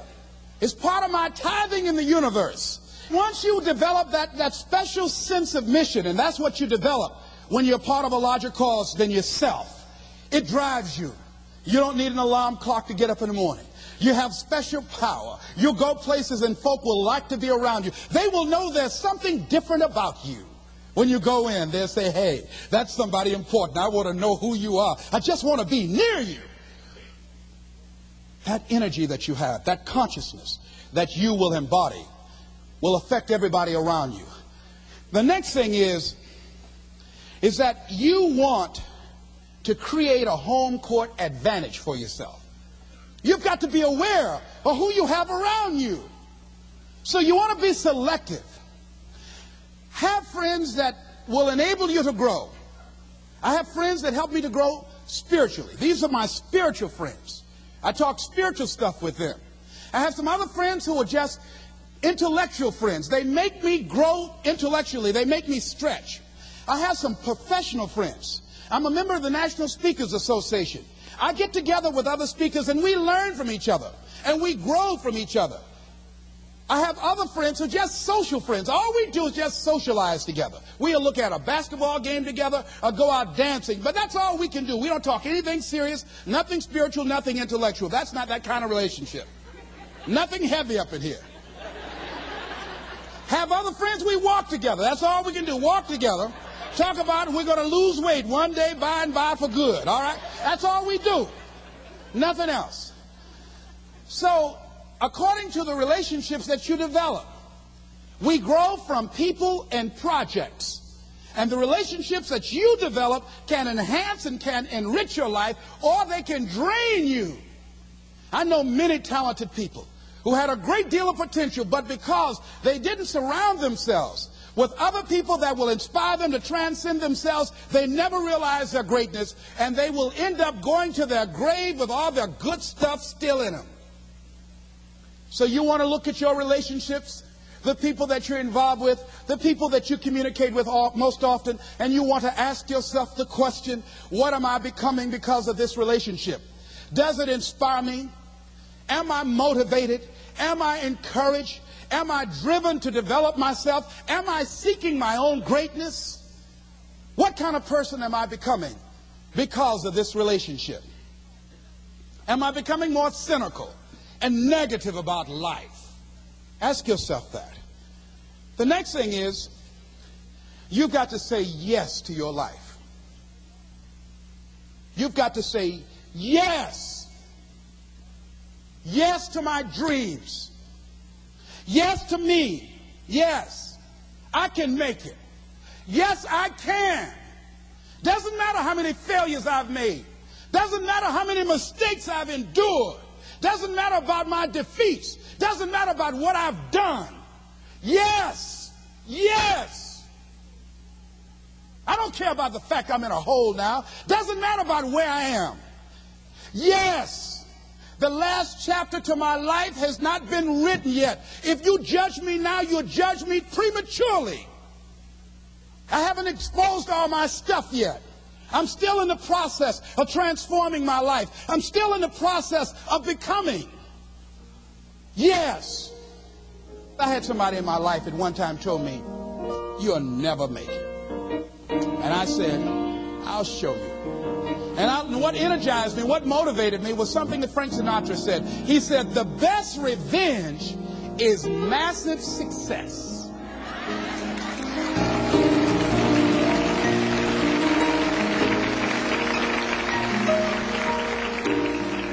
I'll show you. You just watch my smoke, as old folks used to say. So say yes. Stand up for your dreams. Stand up for what you want in your life.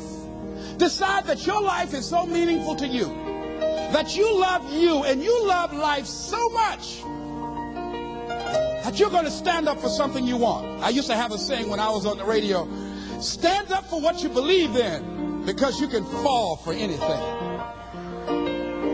So what I say to you this evening, that you are powerful.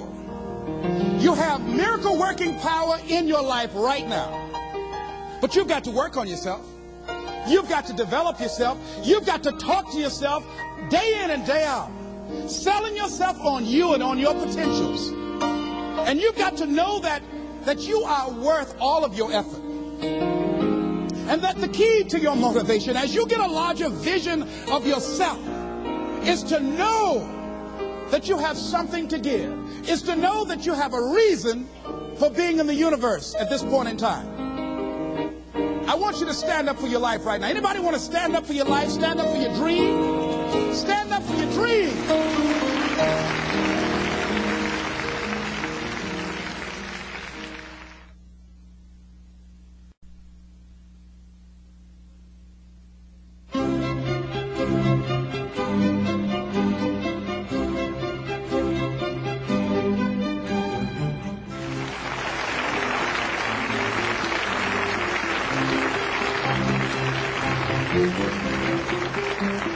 Whatever you give, it's going to come back. Now, it might not come back through that channel, but it's going to come back. Why? Because it is a law. Whatever you give, it's going to come back. Now, all of us hear the saying, as you sow, so shall you reap. And we use that in a negative context. But let's look at the positive side of that. That if you sow some good stuff out here, if you make it your business how you give your life, to give the best that you have, to give love, to give encouragement, to give help, to give support. If that's what your life is about, whatever you put out here, ladies and gentlemen, I guarantee you it's going to come back. Now, the reason that most people don't give is because they operate out of a consciousness of scarcity. They don't believe that there's enough to go around. They can't see themselves having the capacity to give. They don't believe that they have anything to offer. They don't see themselves as an opening for the universe to work through. So if you begin to look at this new era that we're in, begin to see yourself as an opening for the universe to move through, to work through, to make a difference in life. See yourself being used by life to improve the quality of life, to expand and to grow. Most people have a very limited view of themselves and a very limited view of the universe, do not see their relationship to the universe, and cannot see how energy and things can flow through them. I love Gibran and the prophet. Then said a rich man, speak to us of giving, and he answered, you give but little when you give of your possessions, but it's when you give of yourself that you truly give. Gibran goes on to say that those who give little of the much which they have, and they give it for recognition, and their hidden desire makes their gifts unwholesome. And we know people who give only to be recognized. I love that old saying, judge a man not by what he does, but by that he doesn't have to do. And to judge the true quality of a man is what do you do when nobody's looking. Gibran goes on to say something else important. He says, and there are those who have little and give it all. These are the believers in life and the bounty of life. See, most people don't give, ladies and gentlemen, because they don't believe in life. Most people don't give because they don't understand the abundance in life.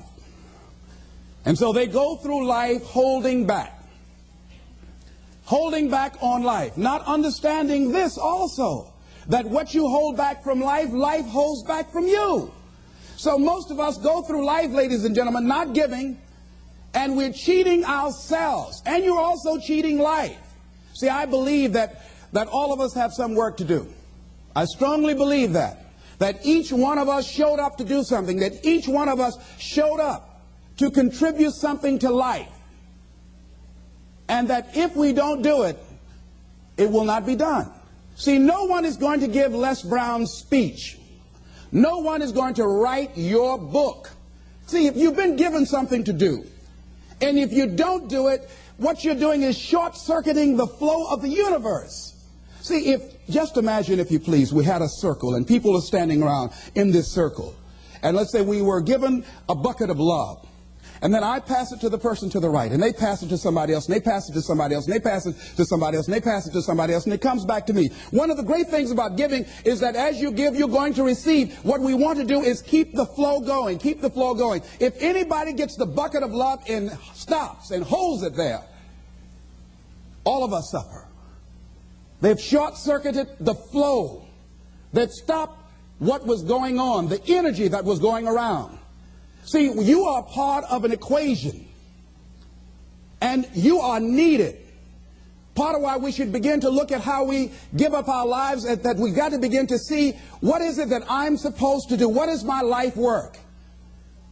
And then give ourselves to that.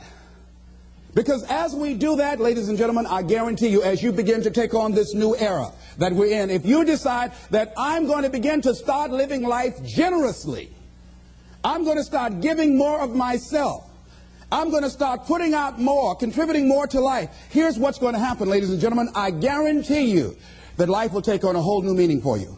I guarantee you that as you begin to give more of yourself in your work, give more of yourself in your marriage, give more of yourself in your relationships with your families and friends, give more of yourself to your talent, to your vocation, to your job or your business, as you begin to set high standards for giving that which you have been given to share in the universe, I guarantee you that life takes on a whole new dimension. That you'll be happier. You have a greater sense of happiness and fulfillment in life. Now, that doesn't mean you're not going to have some challenges. That doesn't mean that you're not going to have some problems that you'll be dealing with on a day-to-day basis. No, that doesn't mean any of that. No, that will not exempt you from that.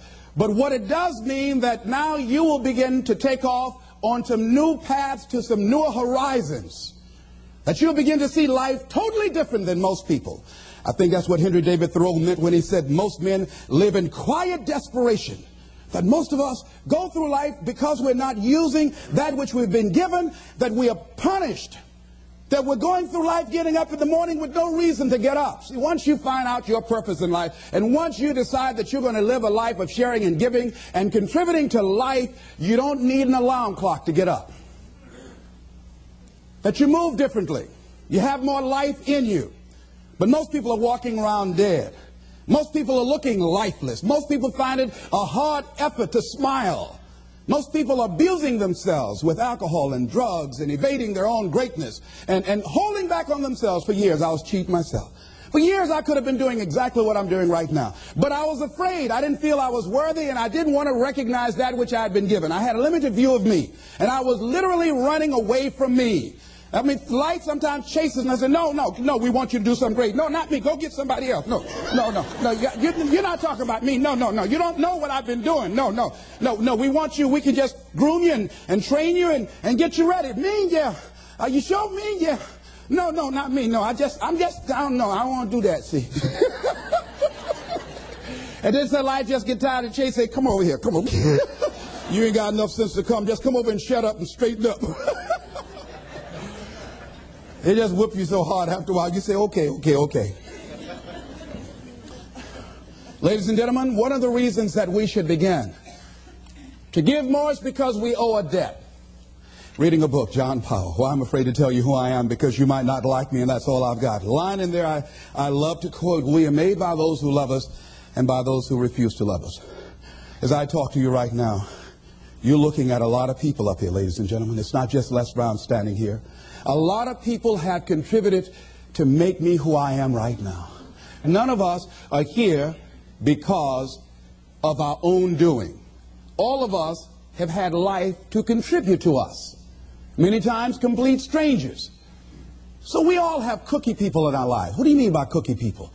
Cookie people and chicken soup people, as I call them when I do my workshops. Cookie people are people like Miss Lillian. When my mother used to whip me as a kid, and I was a bad twin, always getting in trouble, Miss Lillian would hear me screaming, and after Mama would get through, Miss Lillian would come over to the house and give me some cookies and milk. And my mama said, what you doing back there, Lillian? I'm just giving him some cookies, Mamie.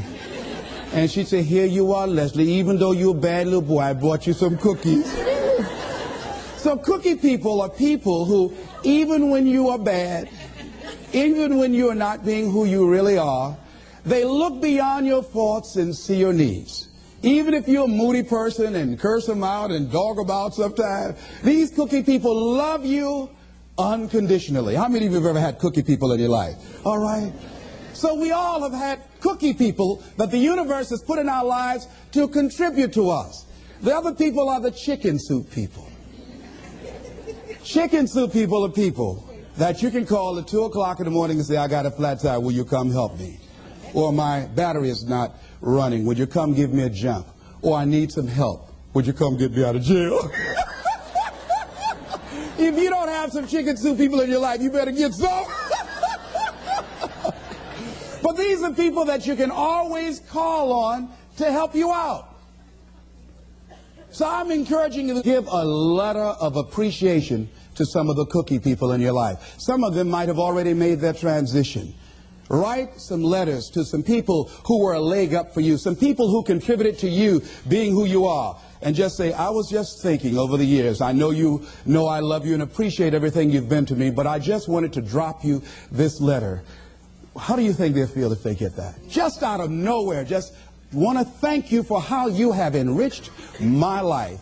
You might not have thought much of it, but because of the help and assistance you gave me on that particular day, that was a turning point in my life.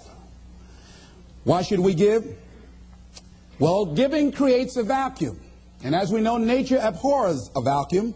See, when you give, you create a vacuum, you are now in a position to receive. See, if I have my arms closed holding on to everything I've got, nothing is available to come in. But if I'm open, if I've created a vacuum there by giving and keeping the flow going, the stuff in the universe is going to come back to me, ladies and gentlemen. It's going to come back. Whatever you give, whenever I go into a room and give a speech to inspire people, to help them to develop their greatness, if you get 10% of what I get, because as Bach says, we teach that which we need most. I'm not wearing any crown. I need it as much as I'm sharing it. I'm still growing. I'm still unfolding. I'm still seeking to discover my greatness. And if you get 10% of what I get when I walk out of here, see, there will be a different man walking out of here than who came in here. And as I give, and the more I give to you, the more I get. Most people don't understand that. That's a law of life. Do you know that we can literally eliminate poverty overnight? We can eliminate hunger and homelessness overnight if people understood the concept of what giving means and the power in it, about the difference that it can make in our lives. I guarantee, if you go to any rundown neighborhood and interview the people there, evaluate their lifestyles and what they're doing and what they're contributing to life, and then go in a wealthy neighborhood and talk to those people and evaluate them and check out what they're doing with their energy and their time and what they're contributing to life. Here's what you're going to discover what Earl Nightingale said. He said, our success in life is directly related to the quantity and the quality of the service that we give. I guarantee you that you will find that people who have more, people that are living the abundant life, are the contributors to life, ladies and gentlemen. They are the people that are giving more. And the people who are operating out of scarcity and poverty consciousness, these are the people that are down and out. These are the people that are complaining. These are the people that are blaming the world and everybody for where they are. But if they took that same energy and begin to invest and give something back to life. I was in New Jersey, and I had to give a political presentation to a group there that were trying to organize a community to begin to revitalize that particular community. And the guy was telling me very proudly as we were walking through a housing project, he said, the city is about to give $55 million to renovate these housing projects. I said, what a waste. He said, why would you say that? I said, let me ask you something. And the person that was standing next to him, I said, do you live in this building here? He said, yes. I said, how many families live here? He said, 6 families. I said, we walked in the door, and we can smell the stench of urine.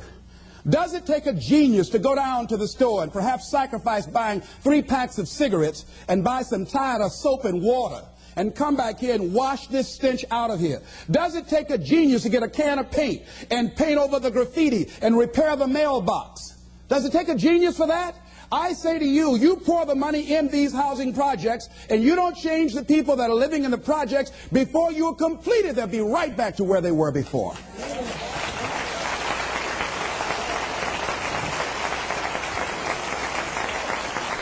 If it is to stand, and I'm not saying that there aren't situations where people need some help and assistance, but people must be allowed to contribute. I say they should pay for the paint.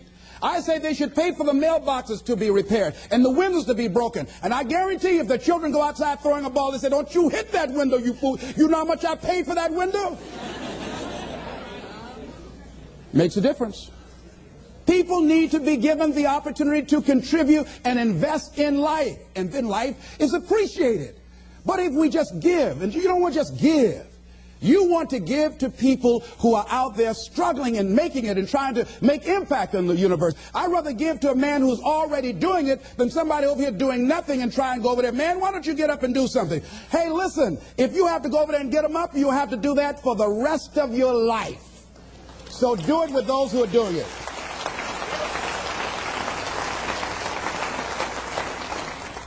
So you want to keep the flow going by working with people who are contributors to life. Leave the dead people alone that are taking away from life. There's a scripture, when I heard it, I couldn't understand it. I say, how cold? He that hath shall get, and he that hath not, even that he has shall be taken away. I said, now that's not fair. Ladies and gentlemen, that is fair. He that hath what becomes the key? He that hath a generous view of life. He that has courage.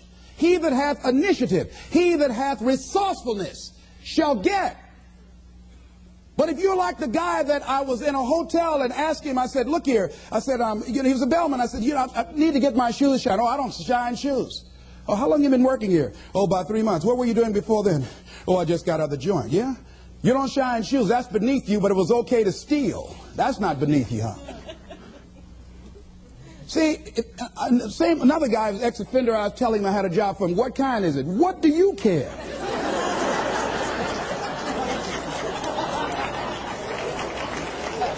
Making an honest living? Not worried about somebody knocking on your door in the middle of the night? If it's cleaning toilets, you ought to be happy.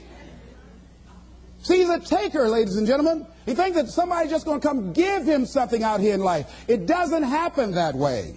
No, it doesn't happen that way. Here's something else you're going to discover in giving. Something that's very important. Give thanks. Giving thanks creates power. Give thanks for your house. Give thanks for your apartment, for your car, for your family, for your health, for your relationships, for what you have. When we focus on something, it expands. When you're giving thanks, when you're showing a spirit of gratitude for what I got. Not that you're satisfied with it, but you're grateful for what you got. Whatever you focus on, that's what you're going to continue to multiply and expand in your life. But if you focus on what you don't have, if all you can do is point out the negative things in your life, whatever you focus on, you're going to expand that. Some people, all they can do is complain. That's all they can do. They can't find anything to say good about life and about anybody else. Every time they open their mouths, that's what their minds are consumed with, and that's all they're producing in their lives. And these are people that you don't want to be around. Develop a spirit of gratitude. I'm thankful for life. I'm thankful to be an American. I'm thankful to be on this part of the planet. I'm thankful to see another day. No, things aren't what I want them to be. No, I don't have all the things I want to have. But I'm thankful that I'm still here. I have another opportunity, another day to live, another chance to contribute, another chance to make a difference in life. So begin to give thanks for what you have. Whatever you focus on. Remember now, you want to become aligned with the universe. If you have scarcity in your life, it's because you have a consciousness of scarcity. As you begin to become thankful for what you have, but the abundance that you now know is coming your way, that you're attracting to you, for the good relationship that is coming your way right now, it will begin to create incredible opportunities for you to begin to improve your life and the quality of life of people around you. Giving is also, ladies and gentlemen, forgiving. Give forgiveness. Many of us do not realize that we cannot grow, that we are blocking ourselves, we are blocking our good in the universe. We're literally standing in the way of the flow of what life has to us because we haven't learned how to forgive. We haven't learned how to let things go so we can get on with our lives. When we forgive, ladies and gentlemen, it's not for the other person. Oh, no. It's for you. It's not for them, not because they deserved it or they earned it. You're forgiving other people. First of all, you've got to forgive yourself. But when you forgive other people, it is mentally and spiritually healthy to forgive. To let that luggage go, as Paul said, forgetting those things which are behind, reaching forth unto those things which are before. Oh, we hear it, but it's hard to do. It's hard. What you have is enough. Whatever you have to give. And the more you give, the more you realize you have to give. And we all have to. There are people who made the supreme sacrifice for us to enjoy freedoms that we take for granted. Oh, none of us can feel that we have nothing to give back. Next thing is, giving empowers you. It makes you more powerful. See, the more you give to life, the more you're able to get from life. See, most of us go through life, ladies and gentlemen, feeling that we don't have enough to share, feeling that we will be depleted if we give of our resources because we don't see ourselves connected to the abundance of life. I feel very strongly that we can make an incredible difference in life. Phyllis Marx said, giving empowers you because taken to its ultimate, what you are really giving is love. Love is the motivating force behind the infinite supply of universal energy. Love truly makes the world go round. And as with anything circular, it's going, keep coming back. Phyllis is right. So as she continues to give love and hope to these people, she receives love and hope for herself and helping to begin to restructure and redesign the kind of life that she wants. We all have had experiences in our lives that if we permit these experiences to do so, we will allow them to weigh us down. If we permit them to do so, they will be luggage that will be dragging through life, holding us down, stifling our potential to give and to contribute in life. If we continue to carry all of these things, we can never be open to the love and the abundance and the opportunity that life has to offer us because we are so full with what we've got. I'm thinking about an exhibition that was held in Africa where they were trying to catch some monkeys that were a very rare species. And because they were so fast, so agile, and very fragile, they did not want to harm them in catching them. They did not want to hurt them physically. So what they did in order to catch them, they found that these monkeys were very fond of a certain kind of nut that grew in that particular area of Africa. And what they did was that they put these nuts inside of bottles and put a rope on the bottle and held the rope from a distance. And so the monkeys would come and, being curious, see the nuts inside the bottle, would reach in and pick the nuts up. Now, what happened was that they couldn't pull their hands out with the nuts still in the bottle. And so then the exhibitioners, the hunters, would come while the monkeys are there just jumping around. All they have to do now is let the nuts go. That's all they got to do is they're just dancing all around. All they have to do is let it go, and they can be free and run. They hold it on to the nuts, and the people come and catch them. And a lot of us, that life is kicking our butt. And all we have to do, is let it go.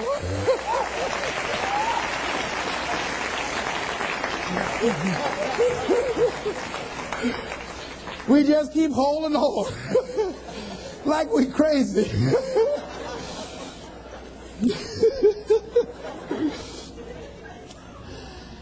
Ladies and gentlemen, giving creates energy in ourselves and in others.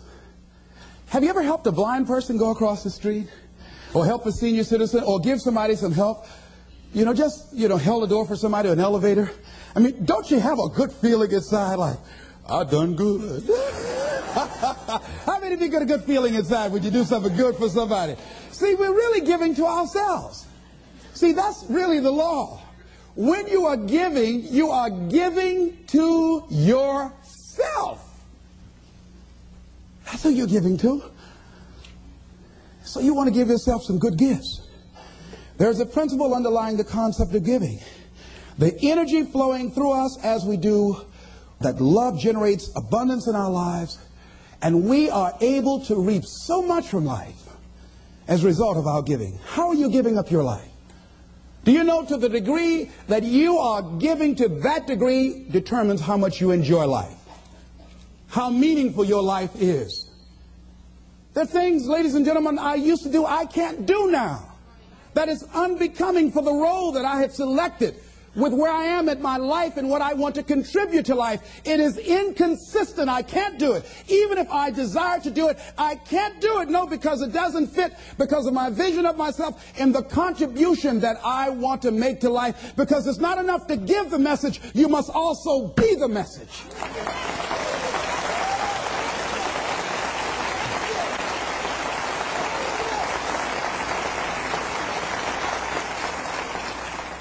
Next thing is that we must give out of a sense of oughtness.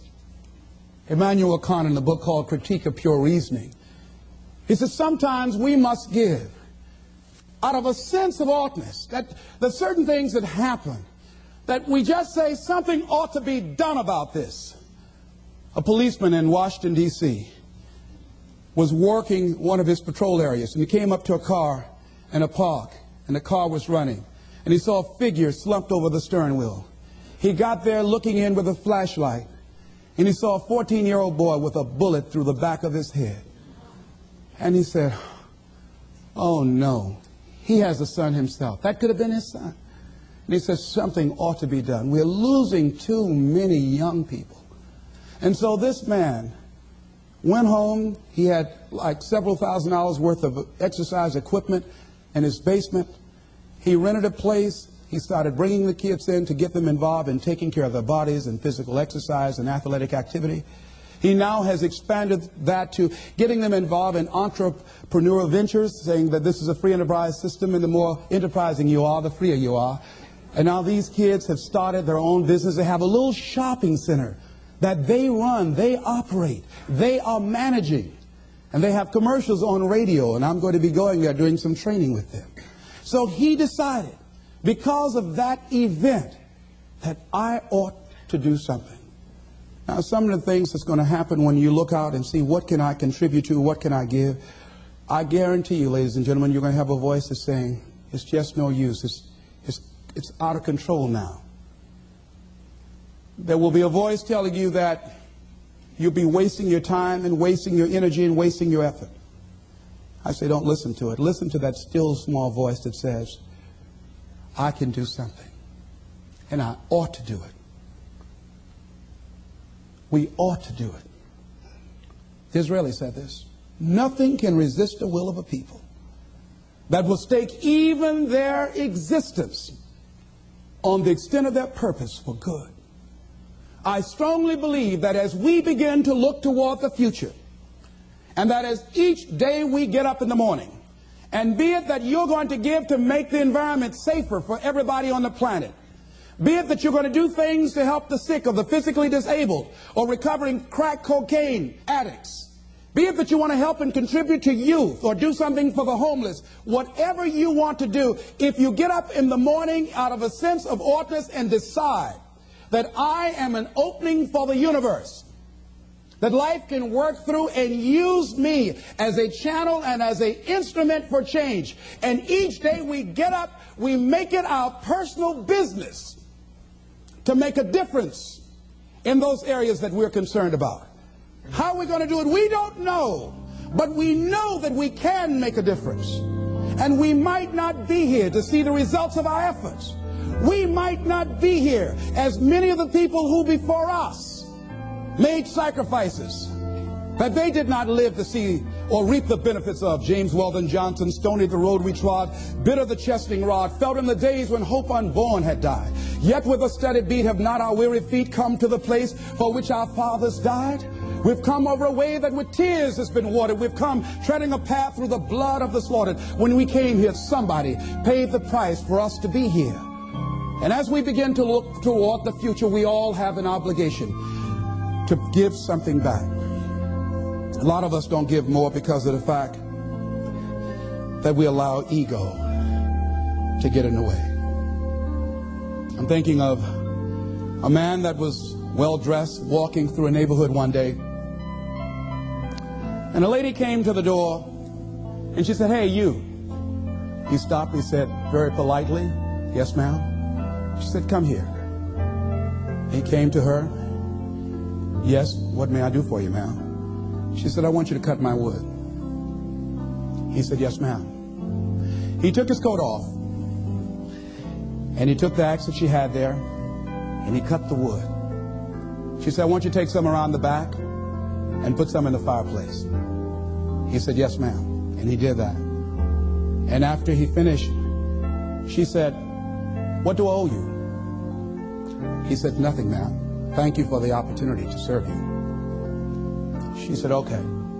And he left, and he was walking down the street with his coat over his shoulder. And her maid came up. She said, do you know who that was? And the lady she worked for said, no. She says, that's the great Negro educator, Booker T. Washington. She looked out the window. She said, is that right? She said, send for him. And that lady that Booker T. Washington went in and cut the wood for contributed several $1 million to his dream of building an institution of higher learning, Tuskegee Institute, that is standing today.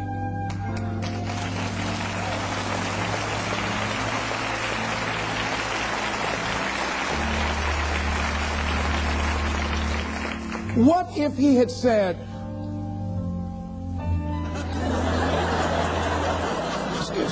you said do what? Cut your wood. Don't even come up in here with that kind of stuff. You better cut your own wood if you wanted to get it cut. You cold.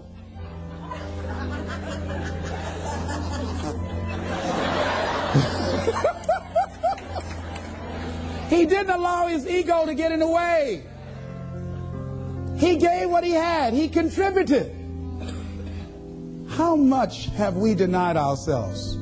How much have we blocked ourselves because we allow that little ego to get in the way, to prevent us from giving and serving, which is the essence of life. Which is the essence of life. It's about service. And so I say, as you look out on the future, decide that you are going to allow your life to be a life of service. Decide that you are going to give more than you have ever given before. Decide that each day that you are given life, that you're going to make a difference with your life, that you're going to make a statement with your life, that once again, as opposed to sitting back feeling like a victim, that you're going to see yourself as a channel, as an opening for the universe to work through. And that you'll say to life, use me. Oh, use me. I got more to give. Use me. Repeat after me. I want life to use me. I want to give more. Share more. Be an expression of love. Be an instrument of hope. To impact our youth. To recreate their future. I'm grateful for life. I'm grateful for being here. I'm grateful to be able to serve. This is Mrs. Mamie Brown's baby boy, Leslie Calvin Brown, saying, it's been a plumb pleasing pleasure as well as a privilege. Thank y'all here. Thank you.